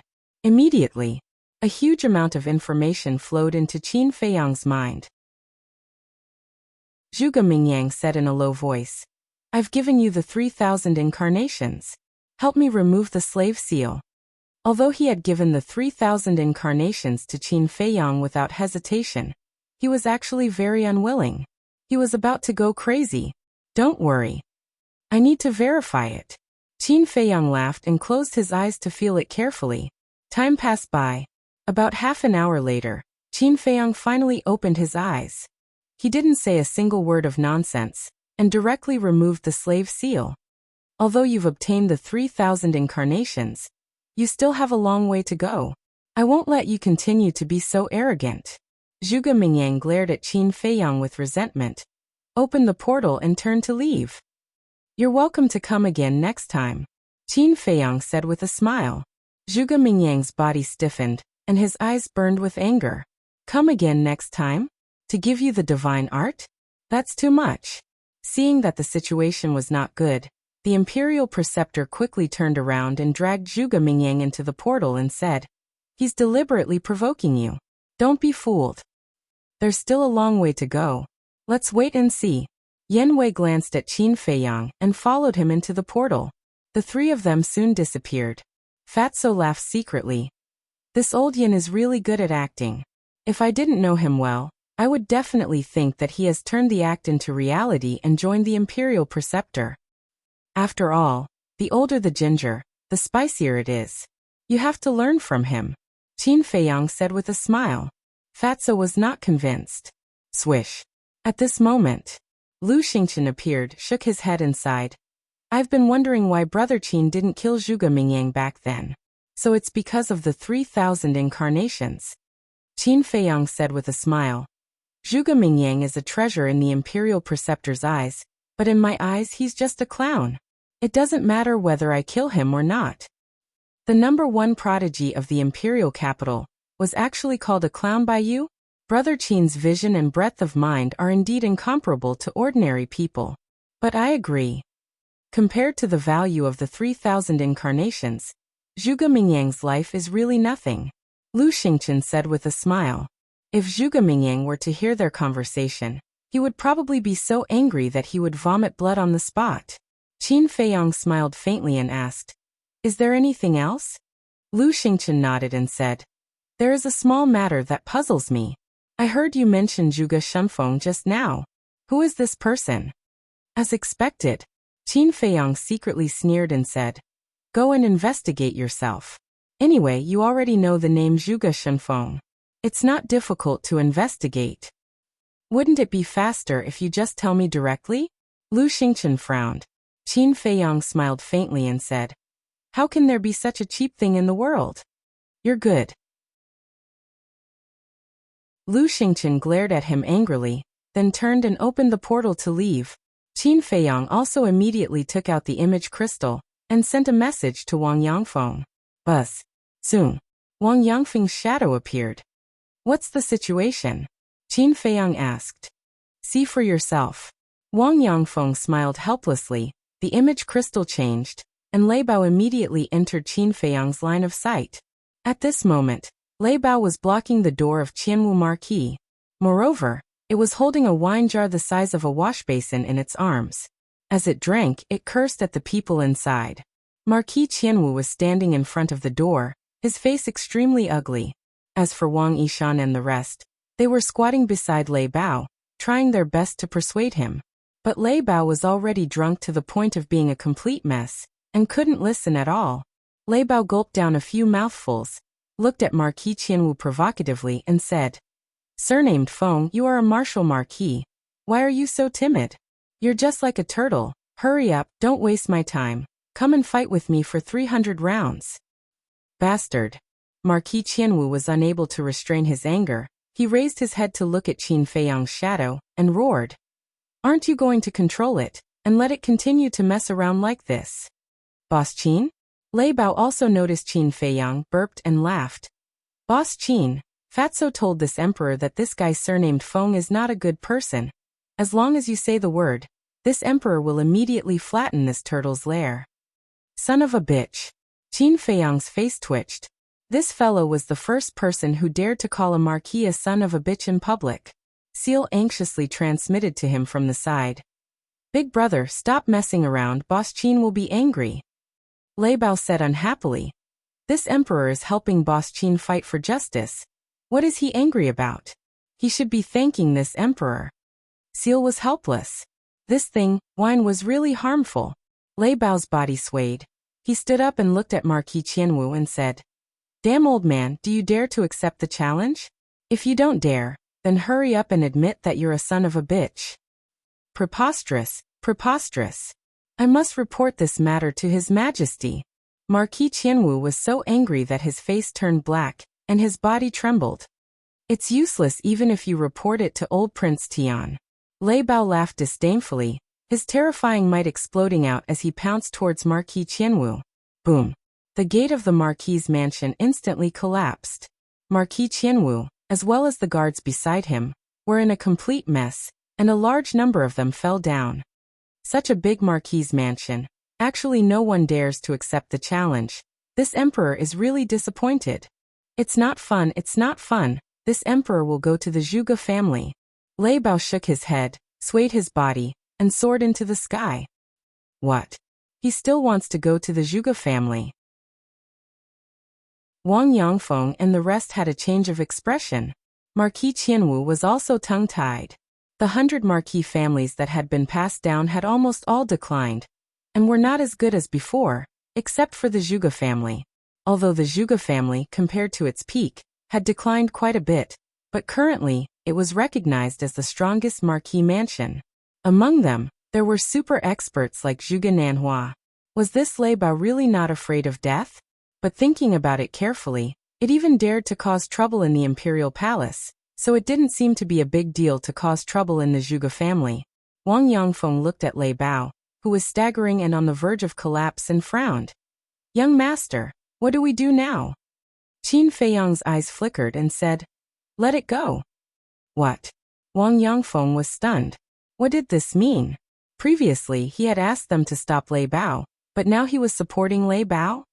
I might reach the Zhuge family before you all. Hurry back. After Qin Feiyang finished speaking, the faint image quickly disappeared. Wang Yangfeng kept the image crystal and looked at Wang Yishan and the rest helplessly, and could only follow behind Lei Bao and fly back to the Zhuge family. In the main hall, Fatso looked at Qin Feiyang in confusion and asked, Boss, what do you mean? Are you going to start a war? It's still too early to start a war. I just want to use Lei Bao to test the Zhuge family's strength. Qin Feiyang said. I see. Fatso was enlightened. Go to the ancient pagoda and continue to help Lu Hong build the herb field. Qin Feiyang said, and sent Fatso to the ancient pagoda. Then he opened the portal and directly descended on the Zhuge family. Qin Feiyang. The guards of the Zhuge family immediately saw Qin Feiyang, and all soared into the sky. There were more than 100 of them. They surrounded Qin Feiyang in the center, fully focused and vigilant, as if they were facing a great enemy. At the same time, there were also people who immediately informed Zhuge Wuhou. Qin Feiyang glanced at the guards around him. With his hands behind his back, he quietly looked at the house of Marquis below, his face expressionless. Qin Feiyang, what are you doing in my Wuhou manor? Suddenly. Chapter 1347. This person was 8 feet tall and burly like a small giant. There was a shocking scar on the left side of his face, exuding a valiant aura. Qin Feiyang glanced at him and looked away. Bastard! Do you know who I am? Do you know where this place is? Get lost if you know what's good for you. Otherwise, don't blame the Zhuge family for being rude to you. Facing Qin Feiyang's disregard, the burly man was furious and shouted. Noisy! Qin Feiyang raised his head and looked at the burly man with ruthless coldness. The burly man shrank his neck and a sense of panic emerged in his heart. How dare you offend Boss Qin? You must be tired of living. At this moment, accompanied by a playful laughter, a bolt of lightning broke through the air and pounced directly at the burly man. The burly man turned pale and quickly counterattacked. But before he could do anything, he was drowned by the lightning. Blood splattered on the spot, and screams resounded through the sky. Anyone who dares to offend Boss Qin must die. The lightning dissipated and Lei Bao's figure appeared. Why is this bastard here too? Seeing the appearance of Lei Bao, the guards were instantly terrified. Who in the imperial city didn't know Lei Bao's name? It was a bastard. Whoever provoked it, no matter who it was, would not have a good ending. This seal, Wang Yangfeng, and the rest also broke through the air. Seeing Lei Bao killing people as soon as he arrived at the Zhuge family, their expressions changed drastically. Young master, let's stop it immediately, Wang Yangfeng said. No need. Qin Feiyang waved his hand. The group of people was stunned. What did he mean? Did he tacitly allow Lei Bao to kill people in the Zhuge family? However, they didn't ask too much. They landed next to Qin Feiyang and went on full alert. After all, they were in the Zhuge family now. It was better to be careful. Looking at Lei Bao again. After killing the burly man, it grinned at Qin Feiyang, and then looked at the surrounding guards. Its fierce eyes were hazy with drunkenness. Run! No one knew which guard shouted in horror. Immediately, all the guards turned around and fled. Useless thing. But at this moment, a hoarse voice sounded. Although his voice was hoarse, it was full of energy. Following closely, a violet-clothed old man flashed out from the Marquis estate. He was about 1.8 meters tall. Although he was old, his body was very robust. Especially his eyes, which were not turbid at all. They were sharp, spirited and sparkling. The moment the old man appeared, the guards immediately stopped in their tracks, their faces filled with shame. Wang Yangfeng's eyes narrowed as he sent a voice transmission. Young master, who is he? Qin Feiyang said, he is the current Zhuge Wuhou. From your tone, you seem to be afraid of him? I have no choice but to be afraid because he is a 9-star combat emperor. Moreover, judging from his aura, it seems that he is about to step into the peak of the 9-star combat emperor realm. Wang Yangfeng thought to himself. I didn't expect that old man to have hidden himself so deeply. Qin Feiyang grumbled. A cold light flashed in his eyes as he shouted, Lei Bao, kill him. What? The expressions of Wang Yangfeng and the others changed. They never would have thought that Qin Feiyang would actually give such an order to Lei Bao. Could it be that they were going to start a war head-on? Kill this marquis? Zhuge Wuhou was also stunned. The people of the Zhuge family below were also dumbstruck. At the same time, there were also many people who came to watch the show. When they heard Qin Feiyang's words, they were petrified on the spot. Was this guy crazy? He actually dared to threaten to kill Zhuge Wuhou? Lei Bao was also astonished, seriously suspecting that there was something wrong with his ears. Didn't you hear me? I told you to kill him. Qin Feiyang shouted. Lei Bao immediately quivered, and his drunken head instantly sobered up. It turned to look at Qin Feiyang and asked, Are you sure? Qin Feiyang nodded. Haha. I can finally start a massacre. Old bastard, die. Lei Bao laughed wildly, bringing along a monstrous might. He pounced towards Zhuge Wuhou. Qin Feiyang, don't go too far. Zhuge Wuhou was furious. Not long ago, he had humiliated Zhuge Nanhua in public, and now he was brazenly killing his way into his house. Was he bullying his Zhuge family? Boom. He took a step forward, and the emperor's might roared in all directions as he threw a punch at Lei Bao. You overestimate yourself. Lei Bao smiled contemptuously, stood up like a human, and slapped out with his claws. Boom. Crack. Accompanied by a loud sound, Zhuge Wuhou's arm broke on the spot, and blood stained the sky. Then like a meteorite he flew out horizontally. The terrifying shockwaves of the battle rolled towards the Zhuge family below. The group of guards from before were the first to bear the brunt of it. Their bodies directly exploded in the air, and blood poured down like a waterfall. Below, the entire Zhuge family's buildings were trembling crazily at this moment, facing the danger of collapse. At this moment, everyone in the Zhuge family fell into a state of panic. Not good. Zhuge Wuhou's expression changed. Previously, he was so angry that he didn't care about the people below. Although the battle between the 9-star war emperor was not as good as the false god, it was still enough to flatten his Zhuge family. He quickly stabilized his body and pounced downwards. Old bastard! Where do you want to go? However, Lei Bao was like a ghost, and instantly appeared in front of Zhuge Wuhou. The power of thunder roared out, drowning the sky. Zhuge Wuhou looked at the Feng Marquis' mansion below him, and decisively soared into the sky and roared. Elders, please quickly come out of seclusion and protect the Marquis' mansion. Elder. Qin Feiyang's eyes flickered as he scanned the entire Marquis' mansion. Boom. Almost at the same time as Zhuge Wuhou's voice fell, a terrifying emperor's might erupted from the ground in the center of the Marquis' mansion. Whiz.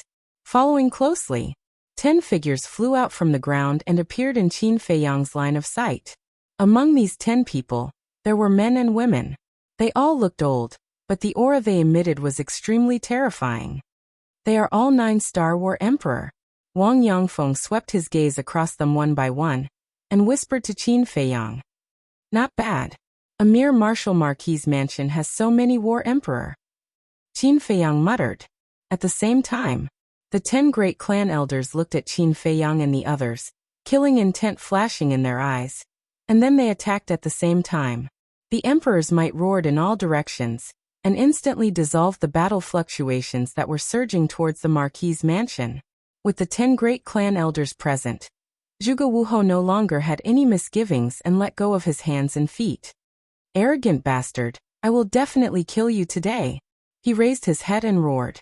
His battle chi surged, and a black moon rose into the sky.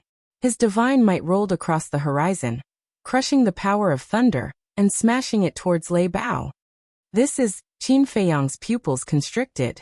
The first move of the eclipse moon black moon. Wang Yangfeng and the others also sucked in a breath of air.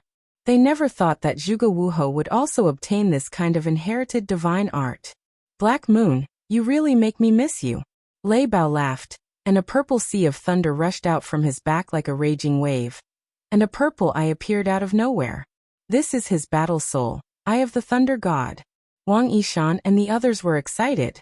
Previously in the reincarnation ocean, they had already seen the Eye of the Thunder God.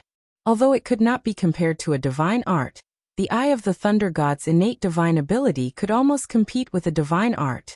Old bastard, come on! Lei Bao roared. The Eye of the Thunder God trembled in the void, and with a wave of thunder, it roared towards the black moon. What's going on? It actually did not activate its innate divine ability. Wang Yangfeng and the others' faces changed. Although the Eye of the Thunder God was terrifying, only by activating its innate divine ability could it compete with a divine art. What was this guy doing? He was too arrogant. Qin Feiyang stared at Lei Bao, and his eyes were also flickering. Suddenly, his eyes flashed, and a trace of a smile crept onto his face. The originally aggressive Lei Bao suddenly retreated, and with the Eye of the Thunder God, he turned around and slipped away. Boom. The black moon carried with it the power to destroy the world as it blasted towards the Zhuge family below like lightning. So that's how it is. This guy is really treacherous. He actually wants to use Zhuge Wuhou's divine art to destroy the Zhuge family. If its evil plan succeeds, Zhuge Wuho will probably go crazy with anger. Wang Yangfeng and the others suddenly understood, and there was a trace of a smile in their eyes. Damn it! Zhuge Wuho also realized Lei Bao's goal, cursed angrily, and quickly dispersed the black moon. But now, it seemed that it was too late. Don't, Zhuge Wuho roared in despair. Qin Feiyang, you have completely angered this old man. All of a sudden, an angry roar exploded, and the imperial tutor appeared out of thin air. Qin Feiyang's expression changed, and he sent a sound transmission. Lei Bao, come back quickly. Hearing this, Lei Bao glanced at the imperial tutor, then immediately turned around and rushed towards Qin Feiyang. What a joke! With the imperial tutor personally here, if he didn't escape quickly he would definitely lose his life. Just as Lei Bao was escaping, the imperial tutor raised his old hand and waved it lightly. A wave of supreme power appeared, and the black moon instantly disintegrated. Following that, he raised his head and looked at Qin Feiyang. Boom! A monstrous divine might appeared, like a huge wave. It covered the sky and covered the earth as it rushed towards Qin Feiyang and the others. Qin Feiyang did not panic at all, his hands were still behind his back, and he said indifferently, "Are you sure you want to make a move against me?" The threat was not concealed at all. The imperial tutor's body stiffened, and he instinctively retracted his divine might. But then, killing intent shot out from his old eyes as he sneered. This old man's patience has reached its limit. Don't try to threaten me anymore.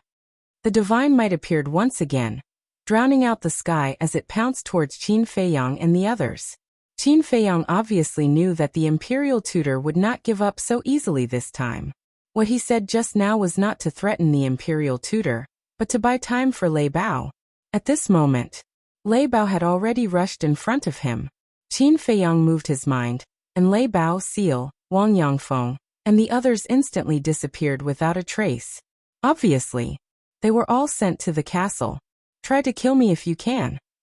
Qin Feiyang smiled coldly, and was about to enter the castle. Something bad has happened, you two stop. But at this moment, the commander of the Kirin army and the head eunuch both flew over, their faces full of anxiety. Qin Feiyang and the imperial tutor raised their eyebrows at the same time, and turned to look at the two. The commander of the Kirin army and the head eunuch panted as they flew in front of Qin Feiyang. The head eunuch immediately looked at the imperial tutor and said, "Imperial tutor, come over quickly. I have something to talk to the commander of the Kirin army." The imperial tutor frowned more and more. "It's urgent, hurry." Chapter 1348. What's so urgent? Qin Feiyang frowned. The Grand Master glanced at the chief eunuch and the commander of the Kirin army, withdrew his divine power, and walked to the three of them. The chief eunuch glanced at the crowd and said, "This is a serious matter. When you hear it later, please try not to react too much to avoid causing panic." "Say it," the Grand Master said impatiently. The chief eunuch said, "His Majesty was assassinated." "What?" The Grand Master was shocked. Qin Feiyang's face also changed. How could this be? The emperor lived in the imperial palace. How could he be assassinated? The Grand Master grabbed the chief eunuch's clothes and shouted, "Tell me what happened." "Grand Master, please calm down." The commander of the Kirin army hurriedly grabbed the Grand Master's arm and said. The Grand Master said sternly, "How can I calm down after such a thing happened?" "It's because this matter is too important that you have to calm down. Think about it. If the world knew that His Majesty was assassinated, how big of a storm would it cause?" The commander of the Kirin army said in a deep voice. The Grand Master glanced at the commander of the Kirin army, let go of the chief eunuch, and said, "Where was he assassinated?" "The imperial study room." The chief eunuch. The Grand Master immediately opened a portal and strode in. The chief eunuch followed closely behind him. "You come with me too," the commander of the Kirin army said to Qin Feiyang, and followed him into the portal. Qin Feiyang's eyes flickered, but in the end he followed. What's going on? Look at how anxious they are. Could it be that something big has happened in the imperial palace? The crowd below was surprised. The imperial study room. At this moment, the security here was no different from usual. The door was closed. 2 eunuchs and a maid stood outside respectfully. It seemed that they didn't know that the emperor was assassinated. Inside the room, Qin Feiyang and the other 3 appeared one after another. A strong smell of blood immediately assailed their nostrils. The 4 of them quickly scanned their surroundings, only to see that there was no one in the huge imperial study except for the rows of bookshelves and desks. But there was blood everywhere on the ground. And it was fresh blood. Seeing this, the Grand Master's face darkened. He turned to the 2 commanders of the Kirin army and asked, "Where is His Majesty? Even if he was killed, his corpse should still be here." "There are no bodies." The chief eunuch shook his head. "How is this possible?" The imperial advisor was furious. "There's really no corpse." The main eunuch conduit. "Aren't you always by His Majesty's side? What's going on?" The imperial tutor lowered his voice and asked, "Yesterday morning, Your Majesty said that you wanted to come to the imperial study to read, so I accompanied Your Majesty to the imperial study. But before entering the imperial study, His Majesty asked me to wait outside. Your Majesty's orders, I naturally do not dare to disobey. I can only stand guard outside." This defense lasted for an entire day and night. The main eunuch conduit. The imperial advisor said angrily, "Didn't you find it strange after reading for an entire day and night?" The main eunuch conduit said, "There's nothing strange about it. His Majesty usually reads for a long time when he's reading. It's normal for him to read for several days and nights." "Then how did you find out that Your Majesty was killed?" Qin Feiyang asked. "Because of you. Not long ago, the commander of the Kirin army received the news that you brought people to the Zhuge family.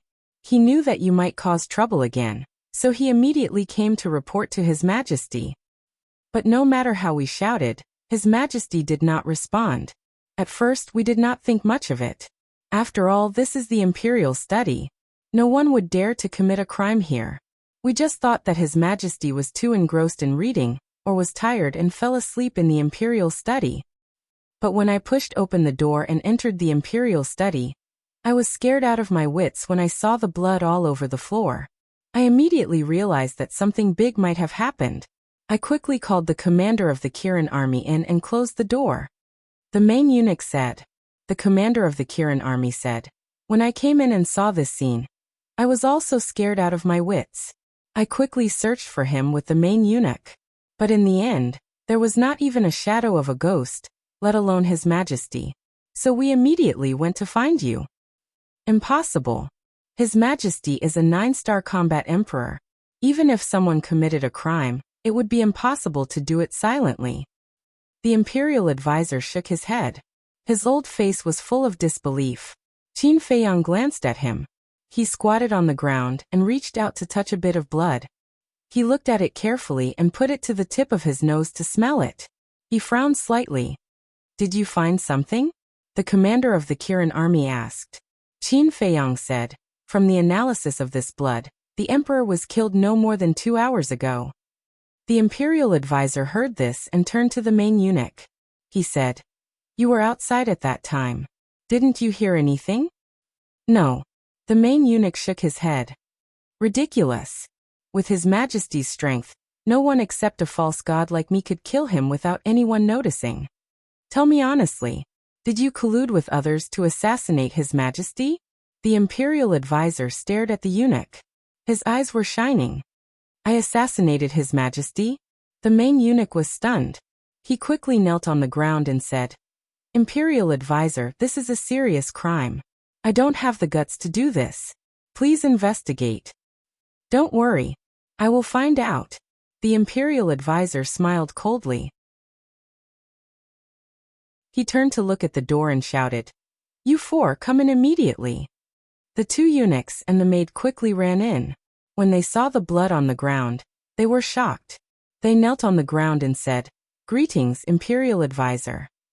The imperial advisor said in a deep voice, "I ask you, after His Majesty entered the imperial study, did you hear anything?" "No." The 4 quickly shook their heads. "Really? If I find out that you are lying, do you know the consequences?"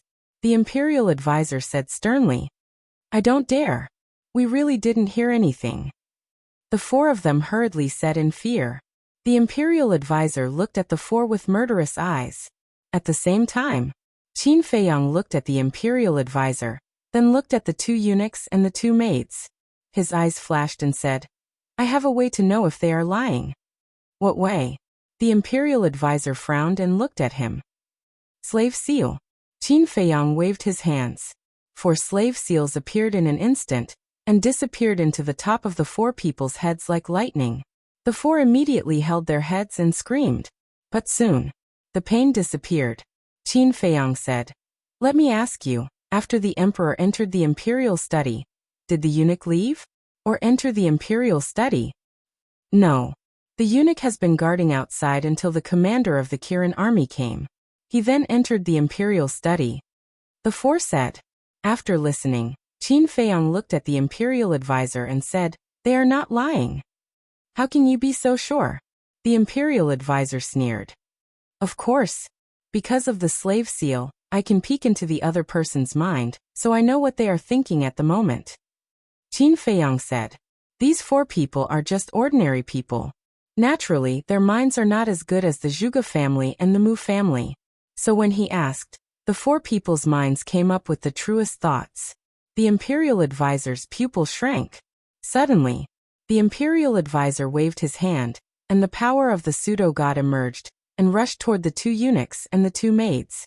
Before the 4 people could react, blood splashed on the spot. Seeing this, the eunuch's eyes were full of fear. The commander of the Kirin army was also afraid. Qin Feiyang was not afraid at all. He raised his eyebrows and said, Why did you kill them? They are not fools. When they saw the blood here, they must have thought that His Majesty had an accident. If they spread the news, wouldn't the empire be in chaos? The imperial advisor said indifferently. As long as the imperial advisor says a word, do you think they will dare to talk nonsense? Qin Feiyang sneered. What do you mean? Did I kill the wrong people? Or are you saying that you want to meddle in the affairs of a few ants that this nation teacher is killing? Qin Feiyang, I suddenly realized that this matter should have something to do with you. The imperial advisor said with a sinister smile. Qin Feiyang immediately frowned. The imperial advisor said with a sinister smile, His Majesty was fine when you didn't come out. But as soon as you came out, His Majesty was killed. Is this a coincidence? Ha! The eunuch's head and the commander of the Kirin army also looked at Qin Feiyang. Qin Feiyang looked at the 2 and sneered at the imperial advisor. You want to frame me? Is this a trap? It is clearly the truth. Because in the entire Great Qin Empire, other than me, only you have the ability to kill His Majesty silently. The imperial advisor said with murderous intent in his eyes. Then tell me, what kind of ability do I have? Qin Feiyang said. The ancient castle. You could have used the castle to sneak into the royal study without anyone noticing. Then you could have caught the emperor off guard and brought him into the castle. Then you could have gotten your subordinates to kill him. The imperial advisor said. If you want to condemn someone, you can always find a pretext. Qin Feiyang said calmly. You want to condemn someone? The imperial advisor sneered. Who in the empire doesn't know that you hate His Majesty to the core because of what happened back then? Qin Feiyang said. Even if I have the motive, I don't have the time to do it. Because I went to look for Zhuge Nanhua as soon as I came out of seclusion. This is only your side of the story. Who knows if you went to look for His Majesty before you went to look for Zhuge Nanhua? Besides, even if you didn't go, aren't you an accomplice? The imperial advisor said. Which accomplice? Qin Feiyang said. That fake god who secretly attacked me in the 1st district. Don't tell me that you have already forgotten. The imperial advisor sneered. It seems like you are certain that I killed His Majesty. Qin Feiyang said. Who else could it be other than you? Stop quibbling. Tell me, where is His Majesty now? Is he dead or not? The imperial advisor shouted. The chief eunuch and the commander of the Kirin army also gradually moved closer to the imperial advisor. Obviously, they also suspected Qin Feiyang. Qin Feiyang looked at the 2 commanders of the Kirin army and said, Don't tell me you really believe it.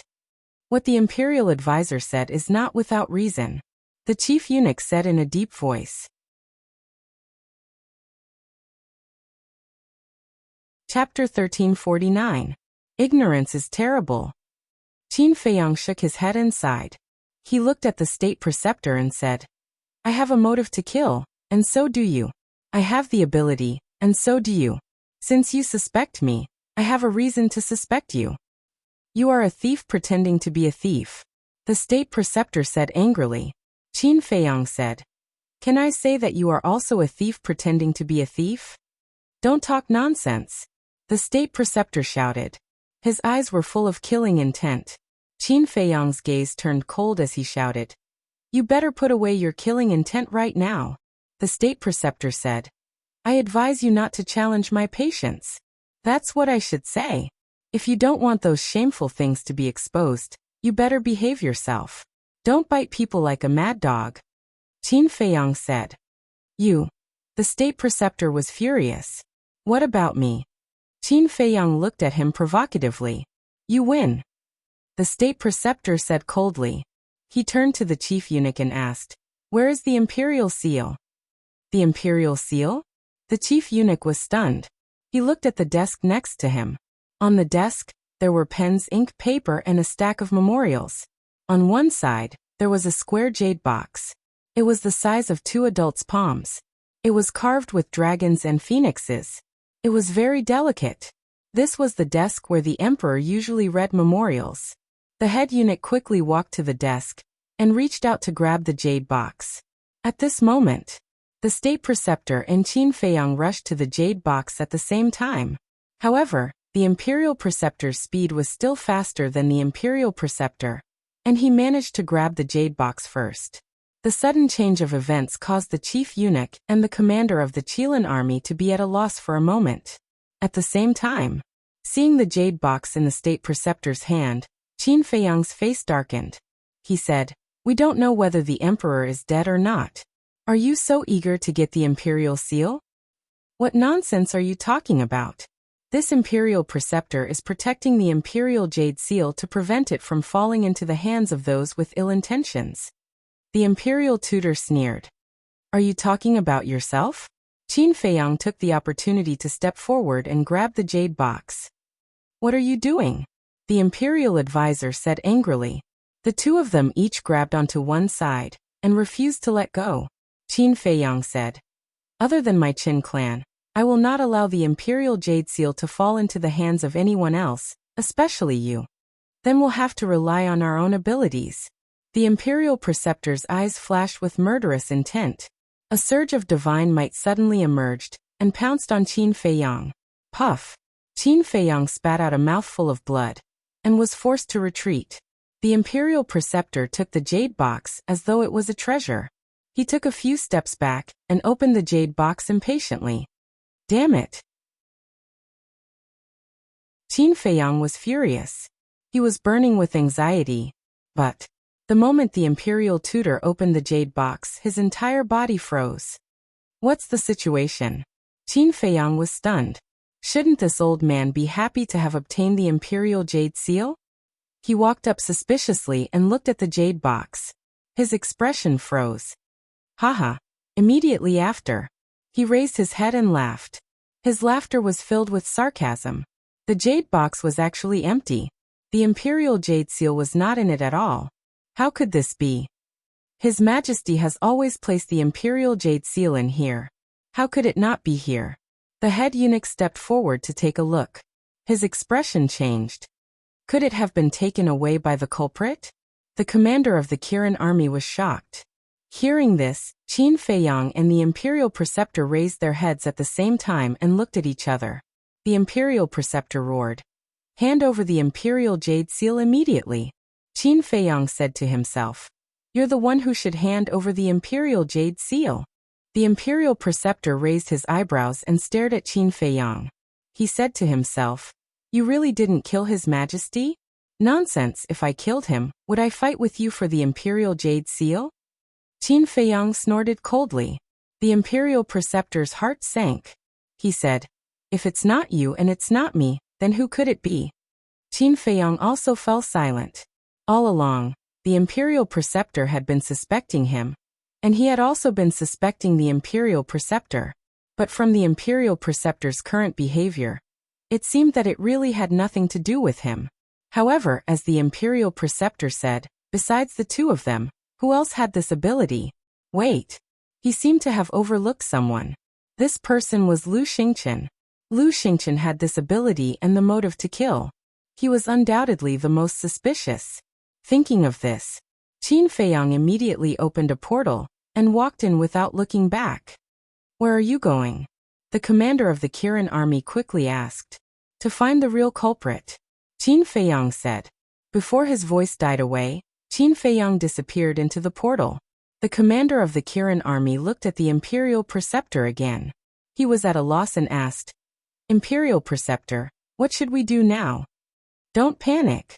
I'll return to the temple immediately and send people from the law enforcement hall to search. Even if His Majesty is really killed, we must find his body. And you two are in charge of this. Remember, don't leak any information. The imperial preceptor said.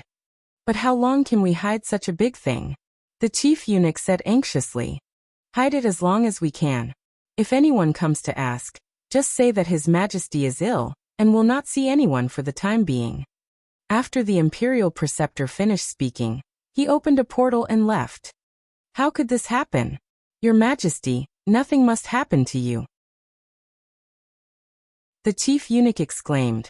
The commander of the Kirin army also looked worried. Bright Heaven Palace. Qin Feiyang sat on the throne above, holding an image crystal in his hand, his face gloomy. He never expected that such a thing would happen suddenly. Buzz. After a while, Lu Xingqian's shadow appeared.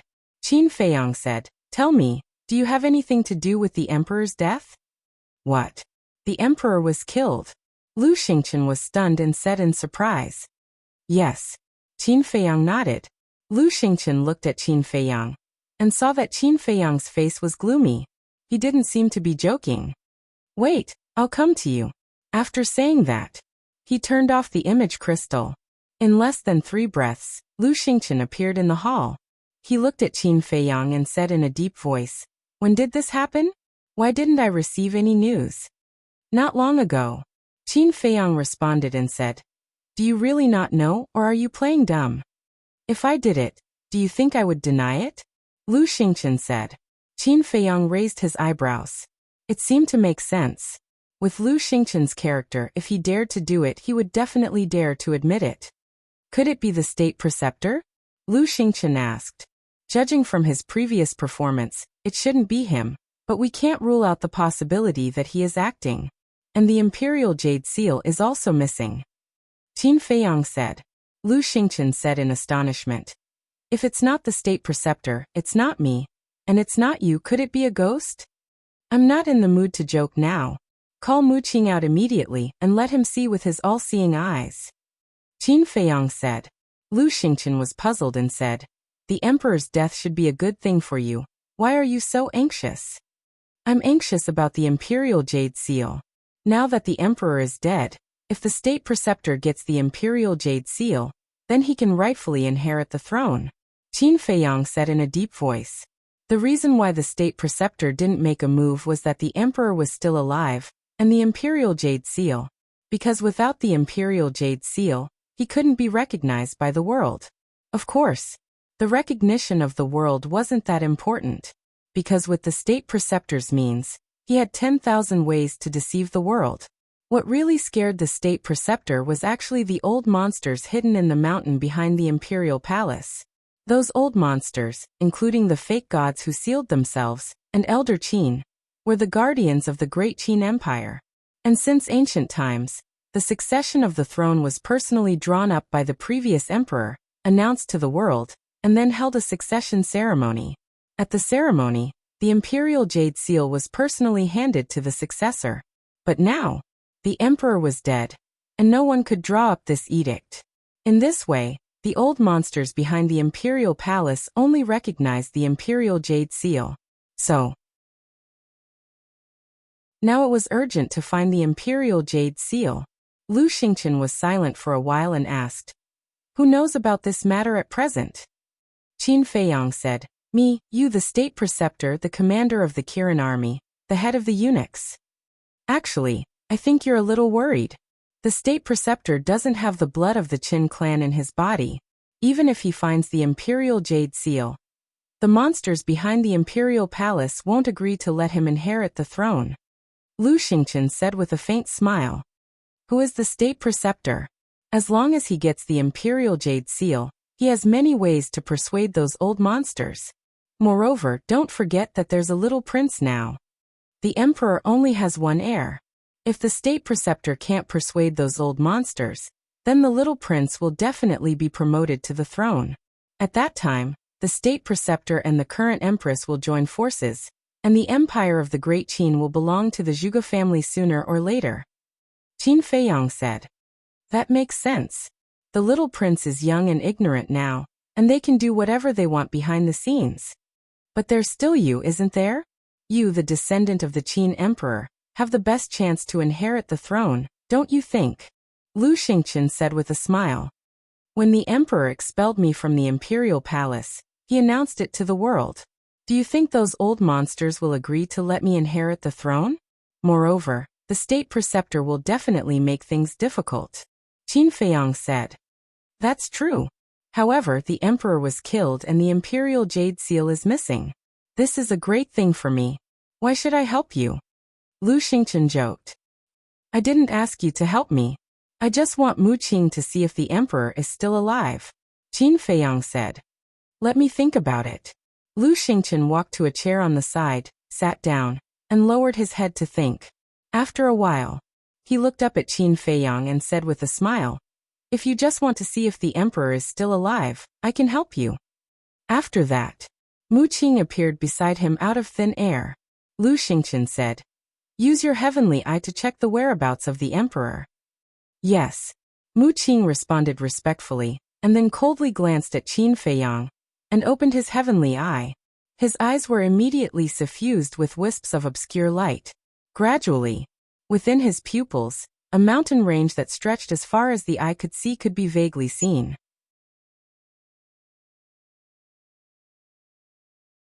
Chapter 1350. A moment later, the light in Mu Qing's eyes dissipated, but there was a flash of light in the depths of her eyes. She leaned close to Lu Xingqian's ear, and muttered a few words. What's going on? Lu Xingqian suddenly stood up, his face full of surprise. I don't know either. Mu Qing shook her head, also looking suspicious. Did you find something? Qin Feiyang looked at the two of them in surprise. Lu Xingqian turned to look at Qin Feiyang, but said nothing. He returned to his seat and lowered his head in silence, as if he was thinking about something. Say it. Qin Feiyang said angrily.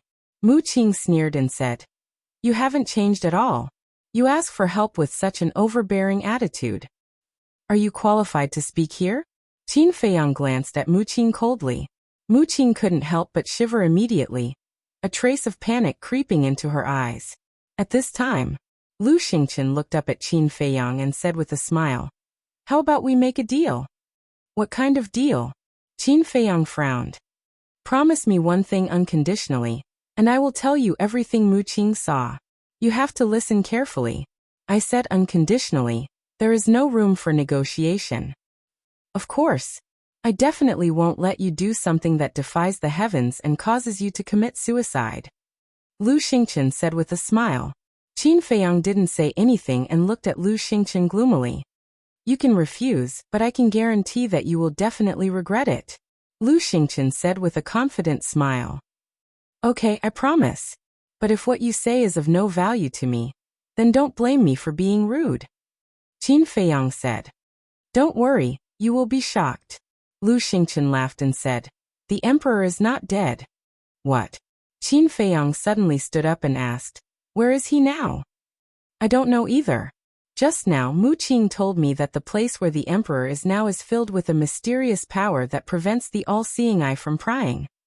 Lu Xingqian shook his head. He's not dead. Qin Feiyang murmured and returned to his throne. Since he wasn't dead, why didn't he come back? Could it be that he was imprisoned somewhere? However, who had this ability? One had to know. Only a semi-divinity realm cultivator would be able to stop the prying eyes of the omniscient eye. False gods. In the entire Great Qin Empire, other than the imperial advisor Elder Qin, and a few old monsters in the imperial palace. There were no other false gods. Qin Feiyang looked at Lu Xingqian and asked, "Approximate location?" Lu Xingqian glanced at Mu Qing and said, "Tell him." Mu Qing looked at Qin Feiyang and said, "I'm not sure about the approximate location, but I'm sure that he's not in the capital." "Not in the capital?" Qin Feiyang was slightly stunned and asked, "Is he in the Sea of Reincarnation?" "No." Mu Qing shook his head. "If he's not in the capital or the Sea of Reincarnation, is he in the 9 prefectures?" Qin Feiyang was surprised. But to go to the 9 prefectures, he had to go through the transmission altar of the Spirit Pagoda. If the murderer wanted to take the emperor to the 9 prefectures, it was impossible to do it quietly. Lu Xingqian said with a smile, "Mu Qing, I've told you what you saw. Don't forget your promise to me." "What do you want me to do for you?" Qin Feiyang collected his thoughts and asked. "I can't tell you now. When the time comes, I'll tell you. If there's nothing else, I'll take my leave first." Lu Xingqian stood up and said. Qin Feiyang looked at him deeply and waved his hand. "See you." Lu Xingqian immediately opened a portal and walked in with Mu Qing. Qin Feiyang looked at the dissipating portal and leaned weakly on the chair, rubbing his head. What was going on? How could a dignified emperor be assassinated? This was the first time since the founding of the Great Qin Empire. In a certain alchemy room, Lu Xingqian and Mu Qing appeared out of thin air. Lu Xingqian immediately turned around and looked at Mu Qing, asking, "Where is the emperor now?" "Spiritual state," Mu Qing said. "Senior Qin is in charge of the spiritual state. How did the person who kidnapped him get there? Could it be that this matter has something to do with Senior Qin? Or is Senior Qin the culprit?" Lu Xingqian frowned. "I'm also puzzled. In short, I feel that the assassination of the emperor is somewhat confusing." Mu Qing said. "Let's not worry about that for now. The emperor has been kidnapped. For us, this is a once-in-a-lifetime opportunity." Lu Xingqian's eyes sparkled. "Master, what do you mean?" Mu Qing was suspicious. "Save the emperor before Qin Feiyang and the state preceptor, and then control the emperor. In this way, the emperor will be our puppet, which will be of great help to our future plans." Lu Xingqian said. "Master, although this idea is good, there are 2 problems now." Mu Qing frowned. "What problem?" Lu Xingqian was suspicious. "First, although I saw the emperor in the spiritual state, I can't spy on his exact location. It's not easy to find him. Second, the person who kidnapped the emperor must have reached the level of a fake god or even stronger. If this is the case, then it will be difficult for us to snatch the emperor from him." Mu Qing said worriedly. "It doesn't matter if we can't snatch him.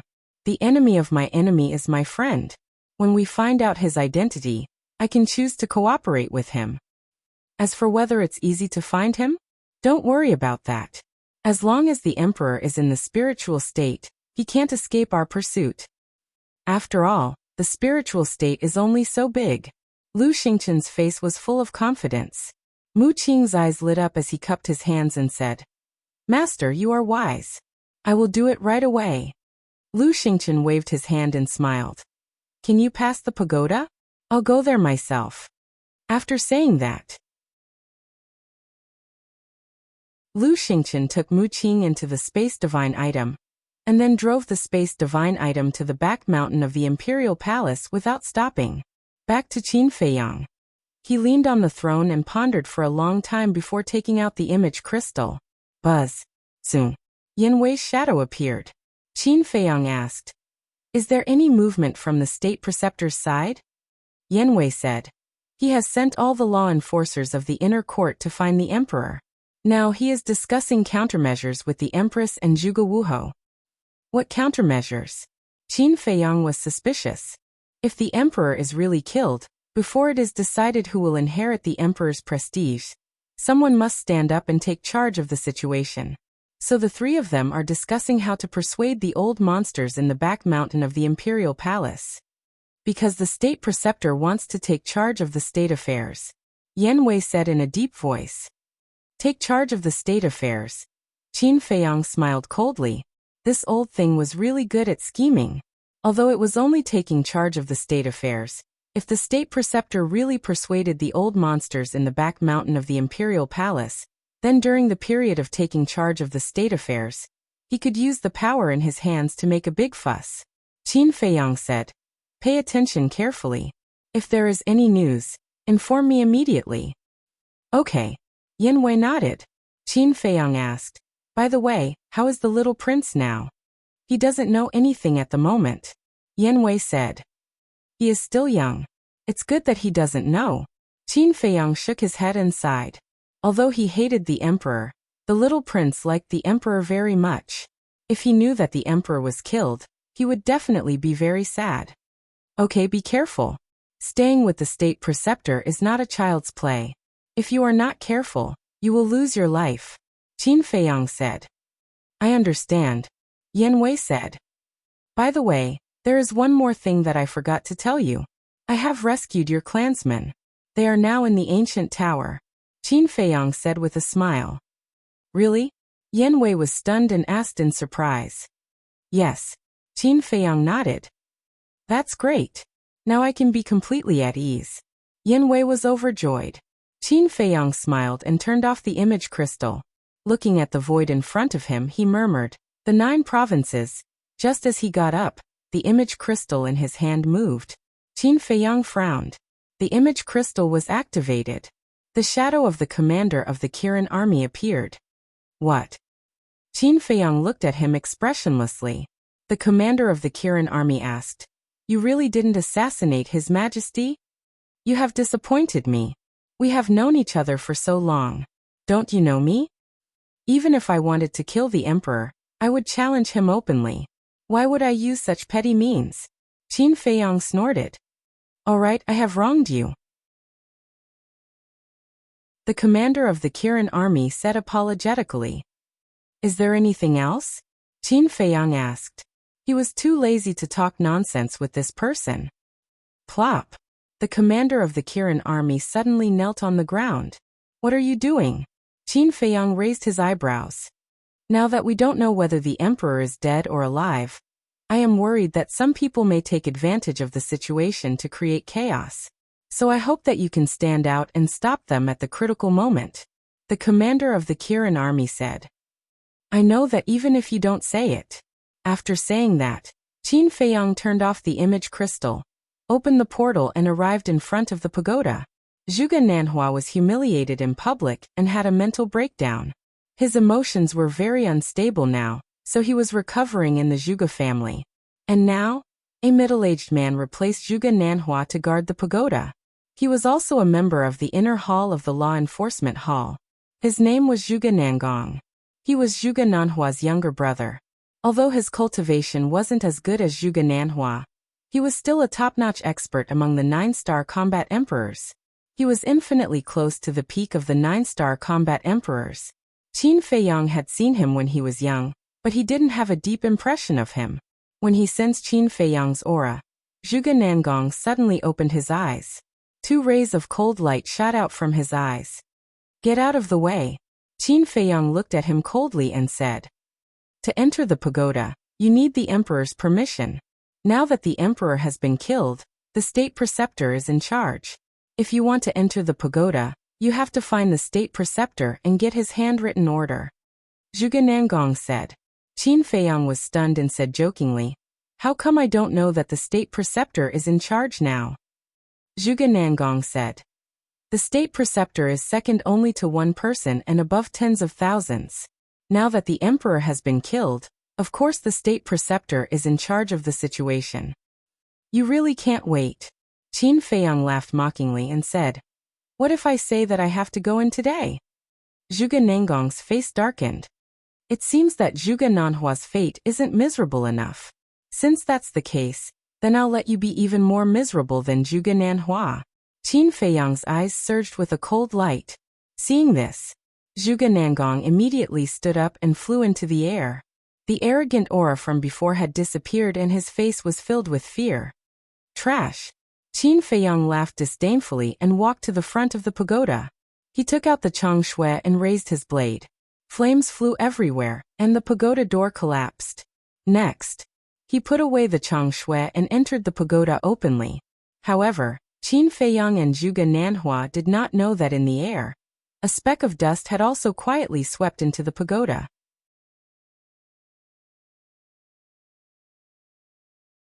Chapter 1351.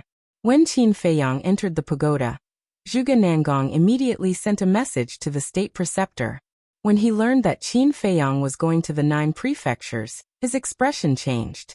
He immediately opened the portal and descended above the pagoda. Looking at the tower door that was destroyed by Qin Feiyang, the anger in his heart immediately flared up. At this moment, Qin Feiyang had already opened the teleportation altar and left. What is he going to do in the 9 prefectures? The state preceptor looked at Zhuge Nangong and asked, "Do you think he will tell me?" Zhuge Nangong smiled bitterly. If he hadn't run away, he would have been stripped naked and thrown into the central square like Zhuge Nanhua. What tricks is this little bastard playing? The state preceptor was confused. No, I have to go and take a look. With that, he also turned into a stream of light and rushed into the pagoda. Butterfly Valley. As usual, Old Man Qin sat leisurely by the lake, drinking tea and fishing. It seemed that he really enjoyed this carefree life. Swish. Suddenly, a figure swooped down like lightning and landed beside Old Man Qin. It was Qin Feiyang. Old Man Qin looked at Qin Feiyang and was slightly stunned. He smiled and said, "Where are you going this time?" Qin Feiyang looked at the lake and sighed. "I'm afraid only you have the mood to fish here." "What do you mean?" Old Man Qin frowned. Qin Feiyang said, "The emperor has been killed and his life is unknown. The imperial jade seal has also disappeared with him. It won't be long before the great Qin Empire falls into chaos." "What?" Old Man Qin's eyes trembled. He quickly got up and looked at Qin Feiyang. "What did you say? The emperor has been killed?" Qin Feiyang nodded. "How is this possible?" Old Man Qin's body shook and grabbed Qin Feiyang's clothes. He shouted, "When did this happen?" "Not long ago," Qin Feiyang said. Qin Feiyang's face instantly turned pale. He asked, "Did you find out who did it? State preceptor? He doesn't look like an imperial advisor. It's not Lu Xingqian either. I can't figure it out either. Who's behind all this?" However, according to my investigation, the emperor isn't in the imperial capital right now, nor is he in the Sea of Reincarnation. Then he must be in the 9 prefectures. That's why I'm here to ask, have you seen him before? But now it seems that you haven't seen it before. Qin Feiyang rubbed his temples and said, "How could this happen?" Old Man Qin was stunned. Suddenly, with a shudder, he looked at Qin Feiyang and said, "There are people guarding the teleportation altars in all the continents. I'll go ask them right away." After saying that, he immediately activated the teleportation gate. "Wait." Qin Feiyang grabbed him, glanced at the void and transmitted his voice. "Use your divine sense to scan the Butterfly Valley." "Why?" Old Qin looked at him suspiciously. "We don't know whether the emperor is dead or alive. If I were Lu Xingqian, I would definitely seize this opportunity to do something. I want to see if he followed me to the spiritual state." Qin Feiyang thought to himself. Old Man Qin immediately released his divine sense and instantly enveloped the entire Butterfly Valley. "There's a space divine item above." Immediately, Old Man Qin looked up at the sky, a cold light surging in his old eyes. "He's really here?" Qin Feiyang was stunned. Looking at the sky, a cold light flashed in his eyes. This guy is really not easy to deal with.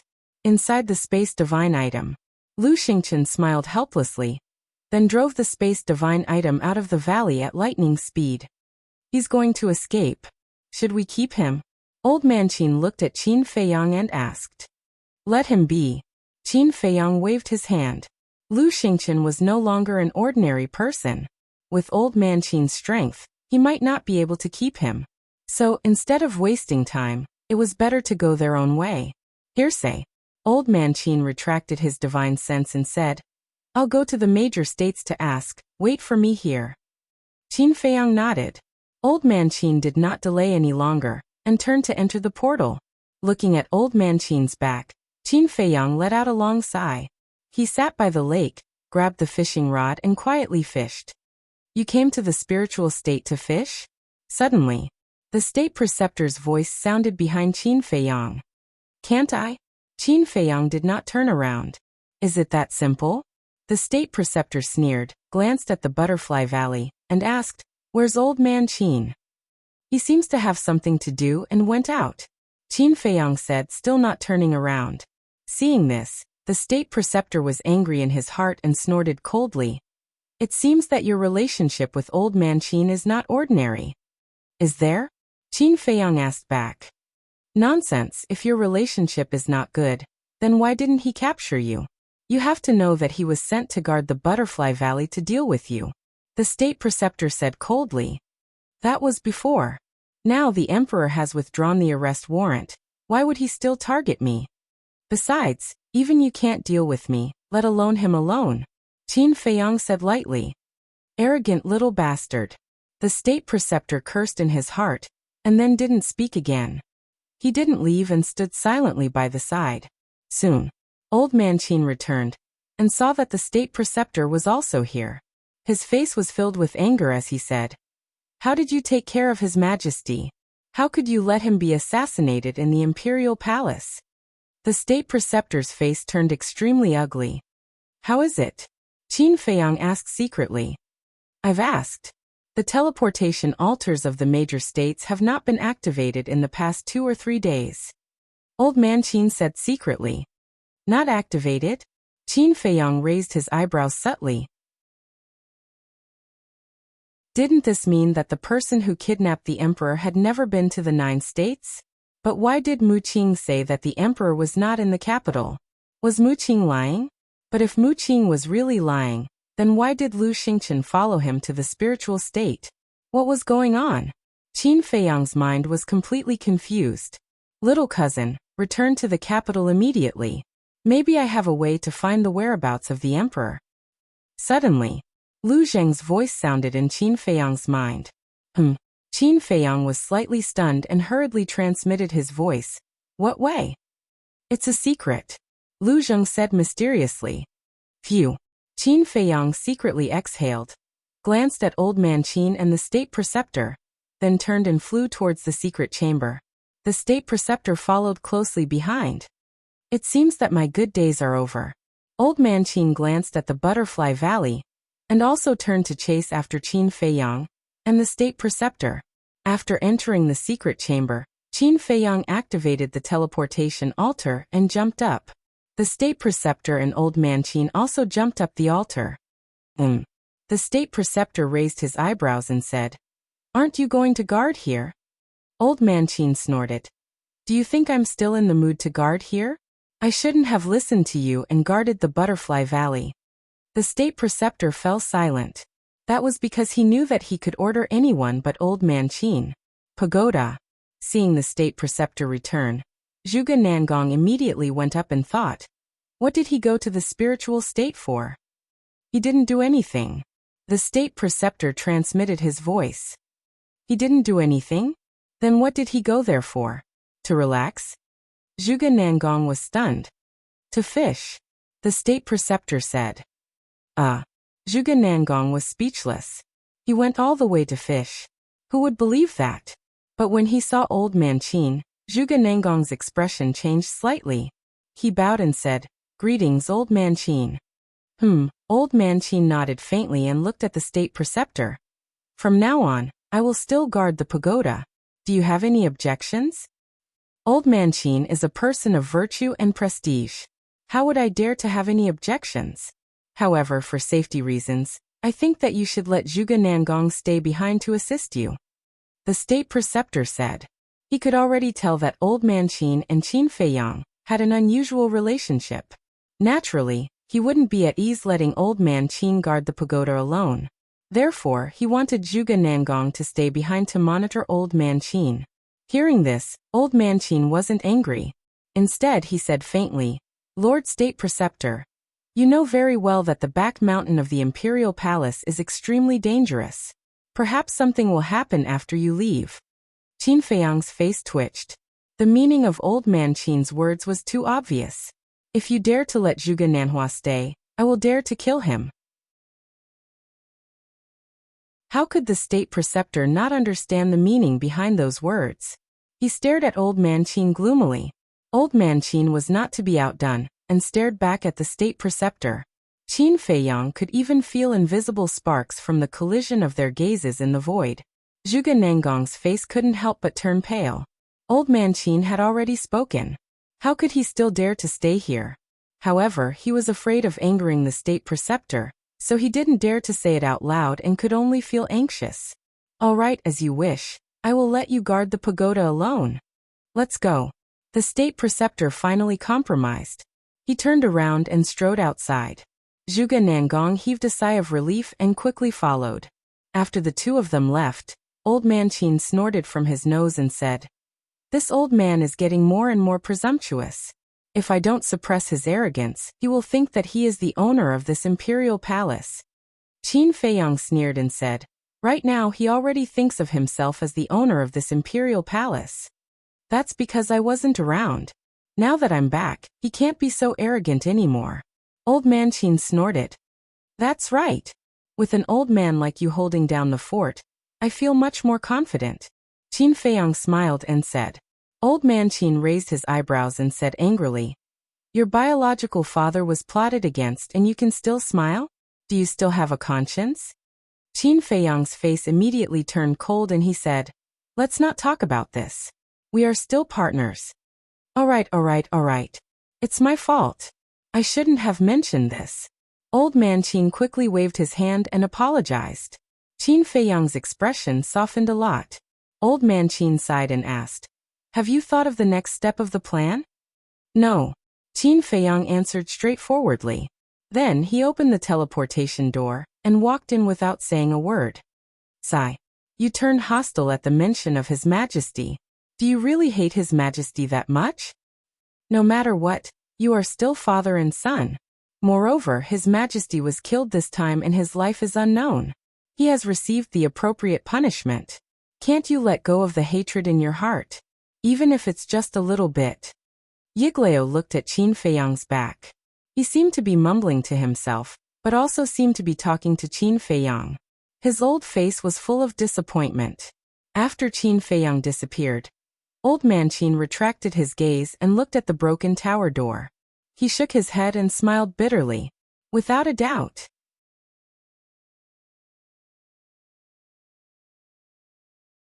Chapter 1352.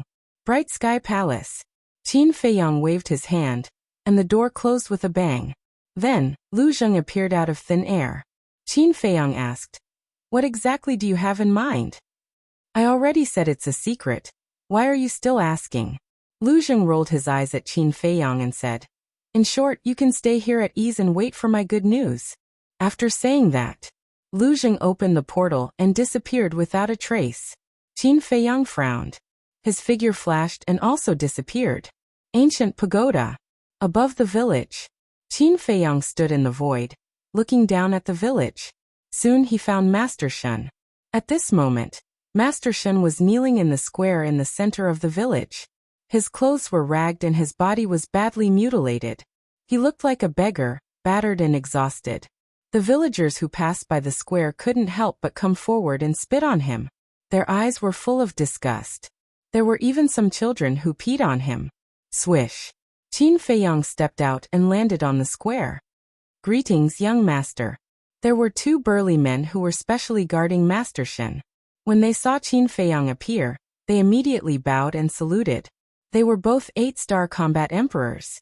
Qin Feiyang nodded and smiled. He looked down at Master Shen and said lightly, "How does it feel to be condemned by thousands and spurned by thousands?" Master Shen immediately looked up at Qin Feiyang, his eyes full of resentment. "It seems that you haven't repented, but I don't expect you to. You can continue to kneel here and be tortured slowly. Don't blame anyone because this is what you deserve." Qin Feiyang said coldly. He looked up at the center of the square and was stunned. In the center of the square stood a stone statue. It was more than 100 feet tall. From the outline, it was a young man. "Who is this?" Qin Feiyang looked at the two burly men and asked. The two men smiled at each other and said mysteriously, "Young master, why don't you go and take a look?" Qin Feiyang looked at the two of them suspiciously. He walked to the front of the stone statue and looked up. His body suddenly stiffened. This stone statue was actually him. A few days ago, Miss Lu Hong told us that this place was originally reserved for you to plant the tree of creation. But you changed your mind and planted the tree of creation in the herb field. We thought that we couldn't just leave it empty, right? Thus, after some discussion, we decided to create your statue here. Firstly, it's our respect for you. Secondly, let the juniors of the village remember that it was you who saved the village. They must remember this kindness forever. The two burly men came over and explained with a smile. Idle. How am I qualified? Qin Feiyang shook his head and smiled bitterly. No. If it wasn't for the young lord's help, we would never have been able to escape from the state preceptor's evil clutches. Therefore, you deserve it. The two men said solemnly. Qin Feiyang looked at the sincere faces of the two men and said with a smile, I've troubled you. What's the trouble? It's just a little effort. It's nothing. The two men rubbed their heads and giggled charmingly naively. Qin Feiyang shook his head and laughed. Suddenly, he seemed to have thought of something. He looked at the two men and asked, By the way, how are the people of the Sky Tiger tribe settling down now? It's being built in an orderly manner. The people of our village often go over to help. The two burly men laughed. That's good. Qin Feiyang nodded and said, Look after Master Shin carefully. Don't let him hurt the children in the village. We will. The two men nodded. Qin Feiyang looked at the idol, then turned around and stepped into the air, descending over the herb field. The construction of the herb field was more than half completed. The entire herb field covered an area of 500 or 600 miles. The medicinal herbs swayed in the wind, flashing with multicolored light, exuding a majestic vitality. The most eye-catching one was undoubtedly the tree of fortune that was looted from the Mu family's herb field. The trunk was as thick as a dragon. 30 fruits of fortune were emitting a hazy luster. Lu Hong planted the tree of fortune in the center of the herb field. The magical power that it emitted almost covered the entire ancient tower. Lu Hong also planted the small tree of fortune next to it. But compared to the former, it was completely dwarfed and not worth mentioning. And under Lu Hong's lead, everyone busied themselves fervently. Old Master, Luo Qianxue, Yin Nanshan, Lu Ji, and Ren Wushuang were also helping. Feiyang. Young Master. Boss Qin. Seeing Qin Feiyang's arrival, everyone raised their heads and greeted Qin Feiyang. Thank you for your hard work. Qin Feiyang smiled. Building the herb field is for the benefit of all the people here, including us ferocious beasts. No matter how hard it is, it's worth it. Seahorse roared.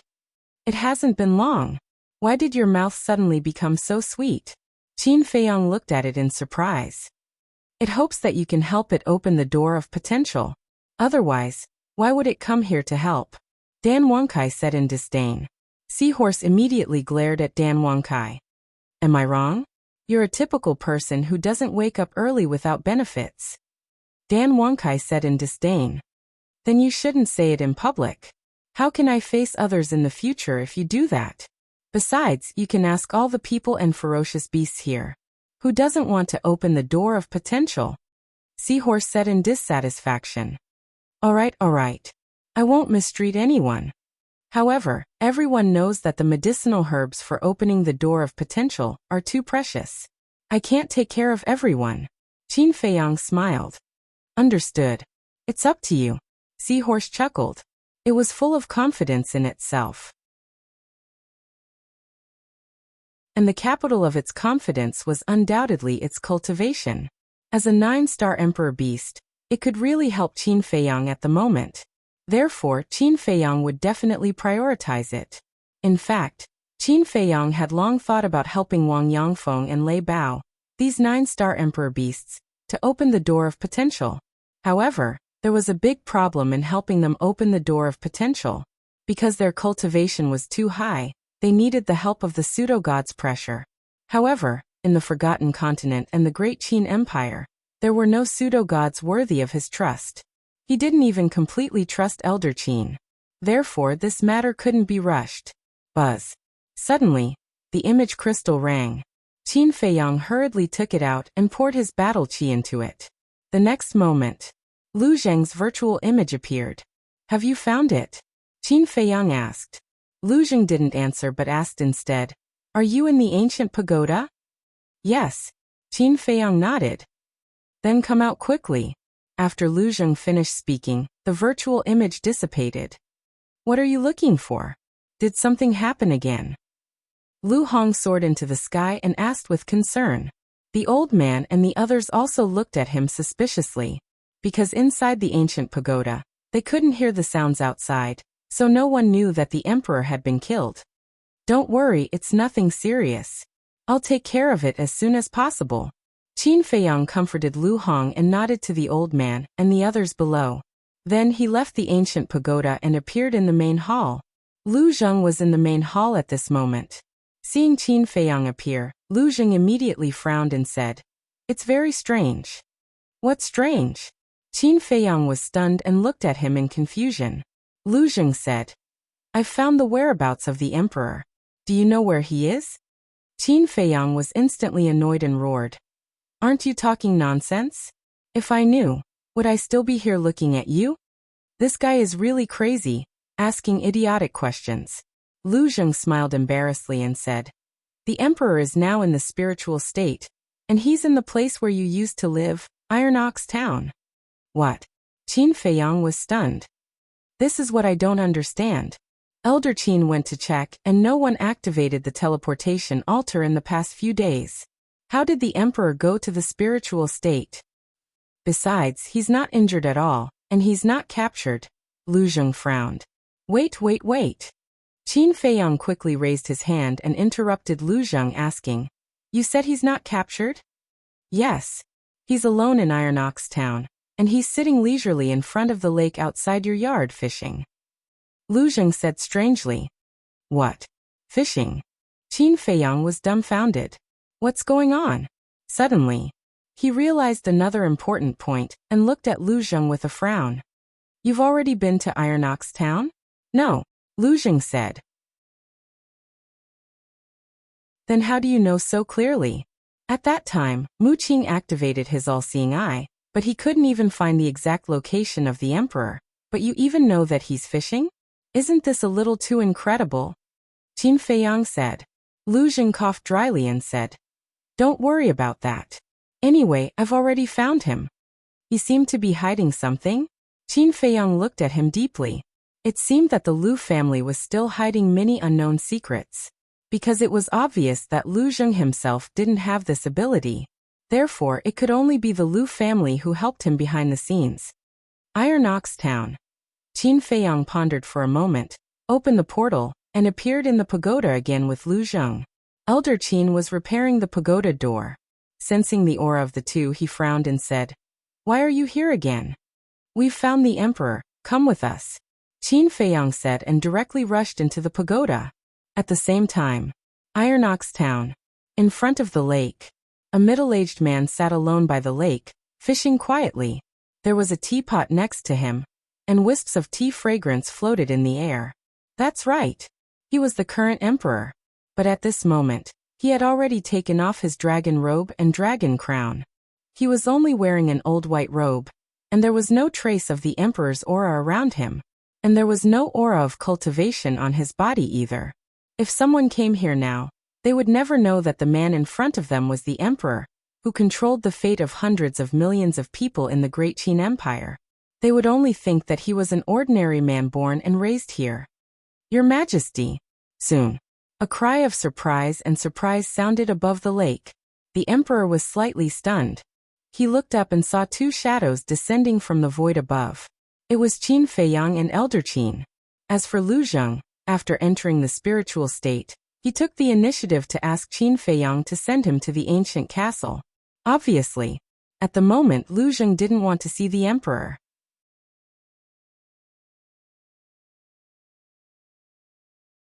Chapter 1353.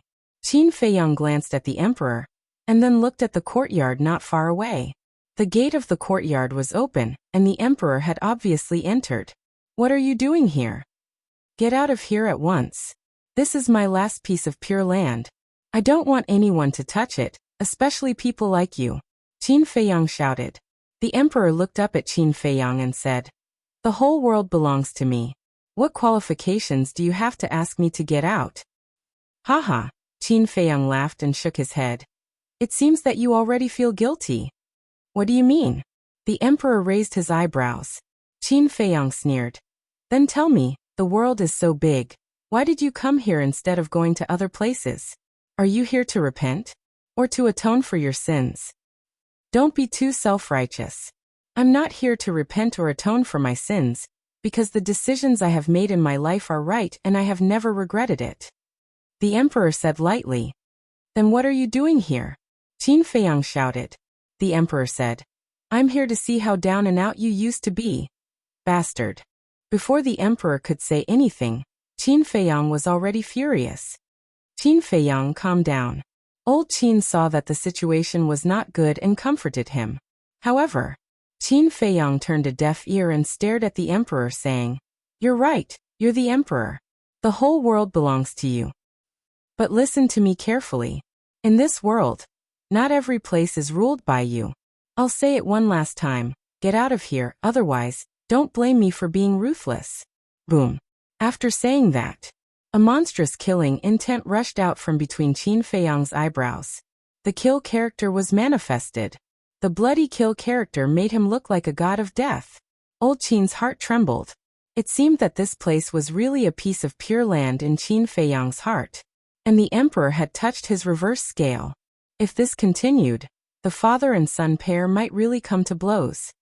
Scram! Qin Feiyang roared, his voice like a great bell, shaking the sky. Bang! But at this moment, Old Man Qin, who was at the side, suddenly raised his arm and slapped the back of Qin Feiyang's head. You! Qin Feiyang abruptly turned his head and looked at Old Man Qin as he slowly fell to the ground. At the last moment before he lost consciousness, Qin Feiyang's entire body disappeared with a thought. What happened outside? Inside the castle. Lu Zheng was bewildered. Since Qin Feiyang wasn't in the castle, he couldn't see what was going on outside. He could only hear the sounds. Bang! Suddenly, a voice sounded behind him. Lu Zheng hurriedly turned his head and saw Qin Feiyang appear out of thin air and fall heavily to the ground. He had already fainted. Little cousin. He hurriedly ran up and reached out to feel Qin Feiyang's pulse. When he found that Qin Feiyang was still alive, he was relieved. Who did it? Could it be Old Man Qin? Lu Zheng raised his eyebrows and listened carefully to the movements outside. Outside. Old Man Qin watched Qin Feiyang disappear and frowned slightly. Then he waved his hand and a surprising scene appeared. Above the lake, a boundary suddenly appeared.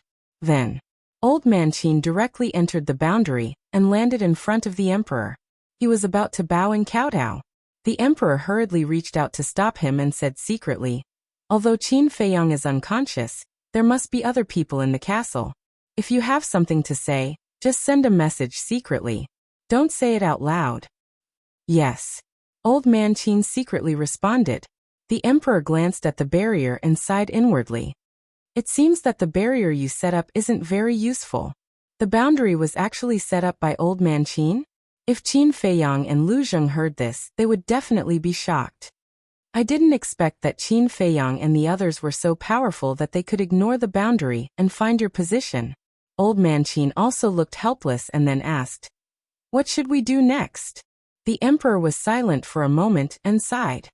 Even the boundary you set up can't escape their detection. To be honest, I really can't think of any other way, unless... Speaking of this, the emperor hesitated. Old Man Qin said, Unless what? Suddenly, Old Man Qin seemed to think of something and said in surprise, Your Majesty, are you talking about the divine order left by the late emperor? Yes. The emperor nodded.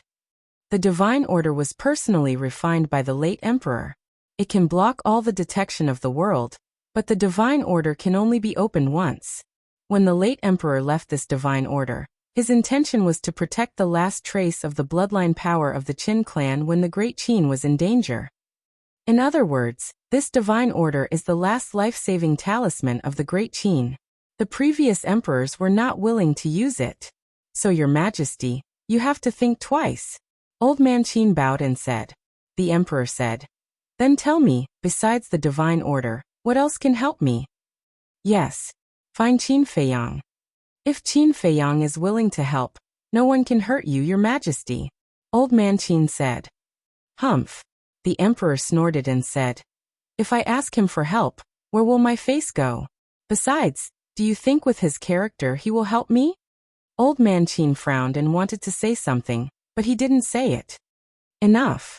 I have decided to open the divine order, the emperor said expressionlessly. Then a stream of light rushed out from between his eyebrows and floated in front of the two. Shockingly, it was a purplish gold token. The token was the size of an adult's palm, and was glowing with a hazy purple gold divine light. On the front of the token there was a statue of a god. The statue was of a middle-aged man. He held the broken sword in his hand and looked askance at the heavens. Like a divine king, his aura covered the clouds. That's right. This was the statue of the first emperor. On the other side, there was a purple gold divine dragon. It was lifelike and one could even feel a strong sense of oppression. Your Majesty, do you really want to do this? Old man Qin frowned. I have no choice. The emperor murmured, and the golden dragon battle chi poured into the divine order. With a buzz, the divine order shone brightly. Following that, with a crack, the divine order shattered and turned into specks of crystal light that merged into the emperor's body. Immediately, the emperor's entire body began to emit a bright purple gold divine light. Old man Qin sighed deeply. What's done is done. He didn't say anything more and silently retreated to the side. Time passed by breath. The purple gold divine light on the emperor's body gradually converged. About 100 breaths passed. When the last wisp of purple gold divine light faded, the emperor returned to his previous appearance and didn't seem to have changed at all. But Mu Qing, who was in the distant state capital, suddenly changed his expression. What's wrong? In the space divine object. Noticing the change in Mu Qing, Lu Xingchen asked in surprise. Mu Qing said in surprise, I've been looking for the emperor with my heavenly eye. Although I can't find his exact location, I can still spy on him. But just now I suddenly couldn't see anything. What? Lu Xingchen's expression changed and he frowned. How could this be? I don't know. Mu Qing shook his head and said, but there's only one possibility for this to happen. What possibility? Lu Xingchen asked. He's dead. Only when he's dead will my heavenly eye fail. Mu Qing said. Dead. Lu Xingchen's body stiffened and asked, is it possible that you've been opening your heavenly eye for a long time, causing it to fail? No. Mu Qing shook his head. How could he be dead? Lu Xingchen's face was full of disbelief. Suddenly, he shuddered and said, Qin Feiyang is also in the spiritual state. Let's see where he and Elder Qin are. Yes. Mu Qing nodded. By the lake. Elder Qin asked, Your Majesty, where do you plan to go now? Now that I have the divine edict, it doesn't matter where I go. But you plotted against Qin Feiyang. When he wakes up, he will definitely not let it go. How do you plan to deal with it? The emperor said. I have my ways. However, there's a problem that I don't know how to solve. Elder Qin said. What's the problem? The emperor asked. Elder Qin said. Your Majesty left, the imperial capital will be in chaos sooner or later. Who will manage the imperial court then? Whatever. Anyway, the imperial jade seal is in my hands. No one can take away my throne. The emperor snorted, his eyes flashing coldly. I'm afraid that when your Majesty returns, things will have changed. Elder Qin sighed. Then let's wait and see. The emperor smiled coldly, then took a step forward, step by step, and gradually disappeared from Elder Qin's sight. Sigh. Why is it that I can't see through you now? Actually, I have a lot to say to your Majesty, but I don't dare to say it. Looking at the direction where the emperor disappeared, Elder Qin sighed, his face full of melancholy. Throughout the whole process, the conversation between the two was carried out in secret, so Lu Zheng, who was in the castle, did not get any useful information.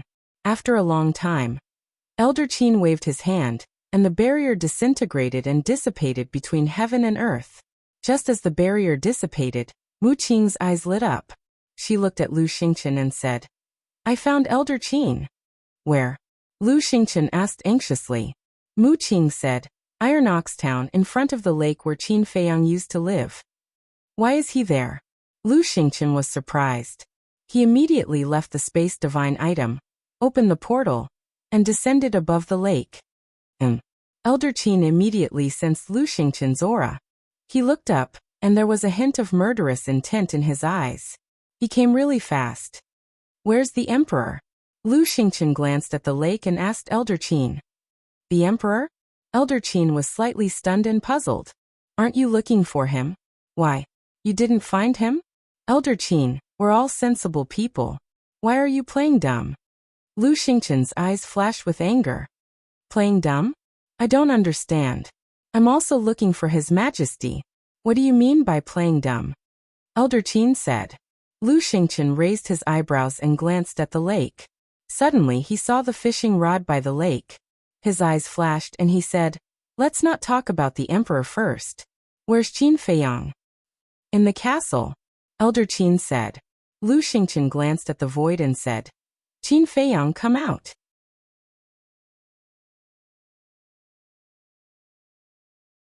Chapter 1354. Inside the castle. Lu Zheng frowned when he heard Lu Xingqian's voice. Then he looked down at Qin Feiyang. Time passed by slowly. Suddenly, Qin Feiyang's eyelids moved and he slowly opened his eyes. He felt a tearing pain in his head. Elder Qin. This intense pain caused him to immediately recall what had happened before. And his entire body instantly emitted a monstrous vicious aura. Swish. He suddenly got up, rubbed the back of his head, and waved his hand. An image appeared. "Where's the Emperor?" Seeing only Elder Qin and Lu Xingqian in the image, Qin Feiyang raised his eyebrows and asked Lu Zheng, "I don't know. I didn't hear anything before. The conversation between the Emperor and Elder Qin should be in the dark." Lu Zheng said. "Damn it." Qin Feiyang cursed angrily. He didn't expect Elder Qin to sneak attack him. Lu Zheng comforted him. "Don't worry. When we return to the capital, I will immediately find the Emperor." "But why did you faint just now?" "It's Elder Qin." Qin Feiyang's eyes were filled with coldness. "So it's him. In that case, he already knew that the Emperor was in the spiritual state. He was just acting with us," Lu Zheng said in realization. Qin Feiyang sneered. The next moment, he appeared beside the lake and glanced at Elder Qin. Then he looked up at Lu Xingqian. He pointed at Elder Qin and said with a murderous aura, "Let's not talk nonsense. Let's join hands and kill him." Lu Xingqian was shocked. Elder Qin's expression also changed. He hurriedly said, "Qin Feiyang, listen to my explanation." "What's there to explain?" Qin Feiyang smiled coldly. He looked at Lu Xingqian and waited for Lu Xingqian's reply. Lu Xingqian looked at the two of them suspiciously. "What's going on? Did something happen before he came?" Elder Qin glanced at Lu Xingqian and secretly transmitted his voice to Qin Feiyang. "If I really wanted to kill you, you wouldn't have just fainted. Wake up. Killing me won't do you any good." Qin Feiyang said. "Then why did you do that?" Elder Qin said. "He is the Emperor of the Great Qin. I must protect him." "Is that all?" Qin Feiyang's expression. "Yes. I didn't tell him a single word about what happened between you and me. I didn't betray you, please believe me," Old Qin said with a pleading tone. Qin Feiyang thought to himself, "When did the Emperor come to the spiritual state?" "When you came back from the continent." Old Qin said. I see. He entered the spiritual state after I humiliated Zhuge Nanhua." Qin said. "Yes. After you threw Zhuge Nanhua into the central square of the first district, the pagoda was unguarded. His Majesty took this opportunity to come to spirit state." Elder Qin said. "Why did he come to spirit state? Why did he pretend to be killed?"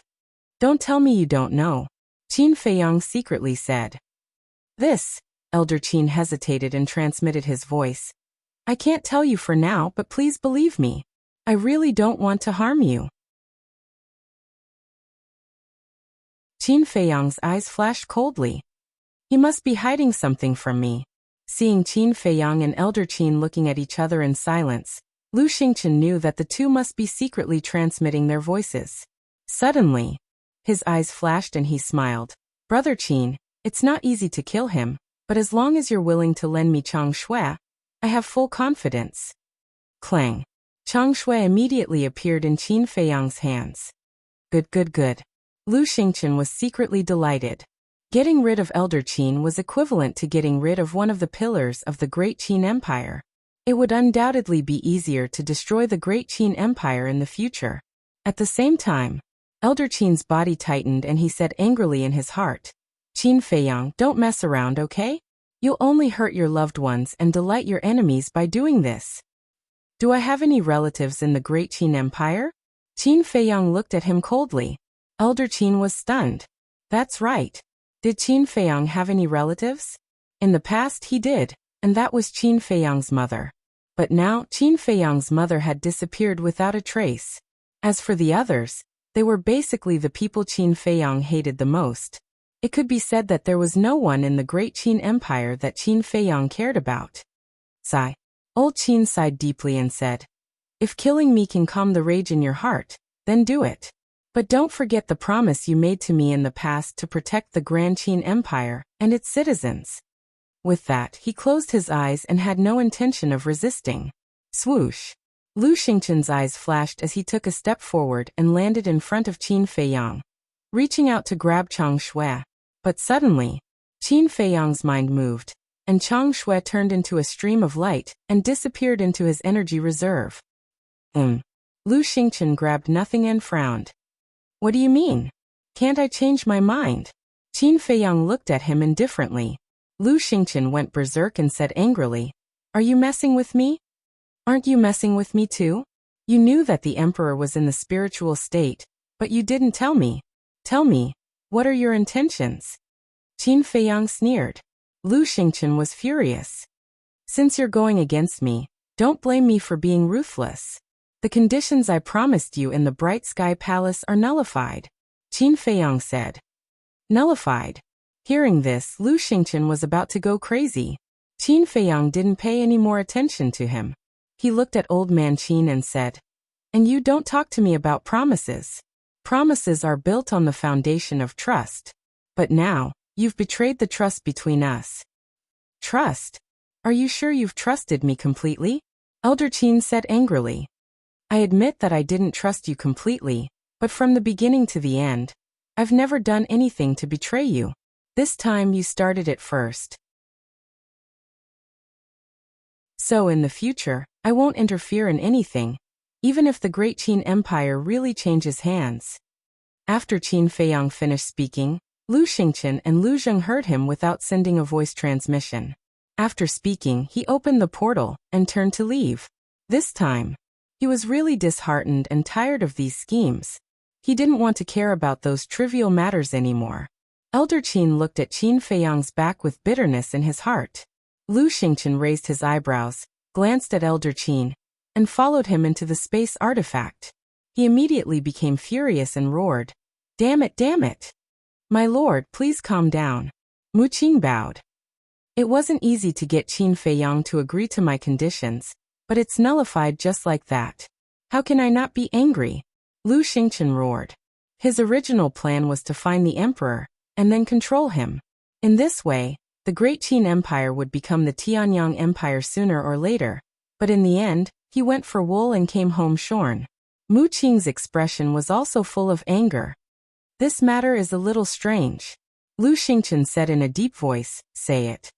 If the emperor is really here, how did Qin Feiyang find him before us? Did Elder Qin tell him?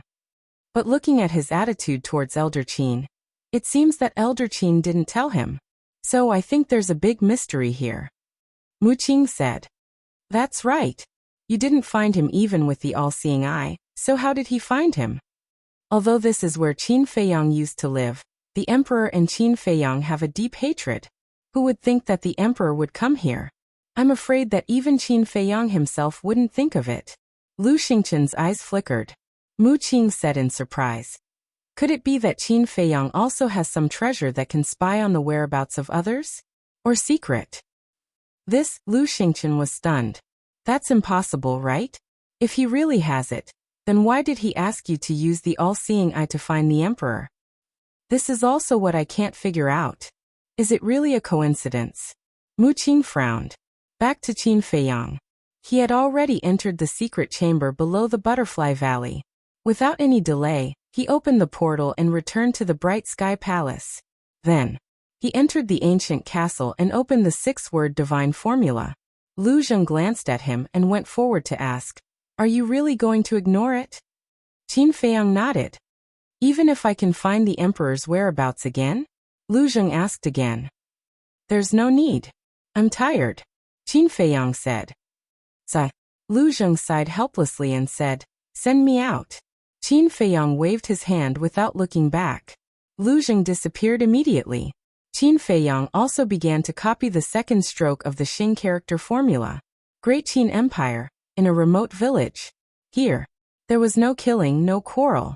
The villagers left early and returned late, farming and reclamation, showing a peaceful atmosphere. At this moment, in the center of the village, in front of a wooden building, an old man in linen clothes was half lying on a shabby wooden armchair, holding an old cattail leaf fan in his hand.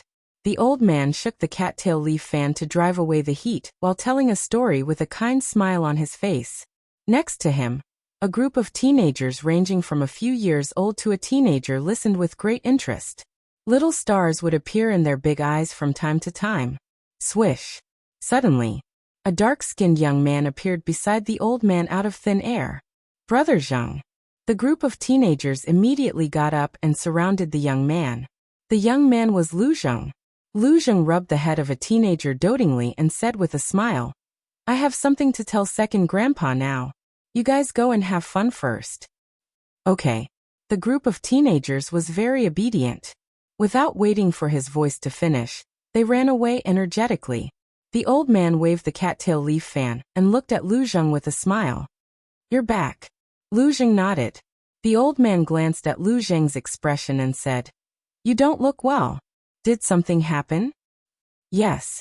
We had already found the emperor, but Elder Qin suddenly made a move and knocked out little cousin. Because of this, little cousin was angry and threatened not to interfere in the affairs of the imperial palace." Lu Zheng said helplessly. The old man frowned, sat up and asked, "What about the emperor?" "His whereabouts are unknown," Lu Zheng said. "Elder Qin's approach is too unwise. Even if he wants to help the emperor, there are other ways. Why would he plot against Feiyang? With Feiyang's temper, it's already good that he didn't turn hostile directly." Second grandpa sighed. "Who said he didn't turn hostile?" At that time, as soon as he woke up, he went to Lu Xingqian and prepared to join forces to kill Elder Qin. He even planned to take over Chang Shui and Lu Xingqian. But in the end, for some reason, he didn't do that. Otherwise, Elder Qin would have died today. You're tuning in to the Li Mei's Wuxia Whispers YouTube channel. We're so grateful for your support, and don't forget to subscribe to join us on this incredible journey through captivating stories. Your generosity through donations truly makes a world of difference, as it's the primary source of revenue that allows me to expand and enhance this channel for you. Thank you from the bottom of my heart for being a part of this adventure.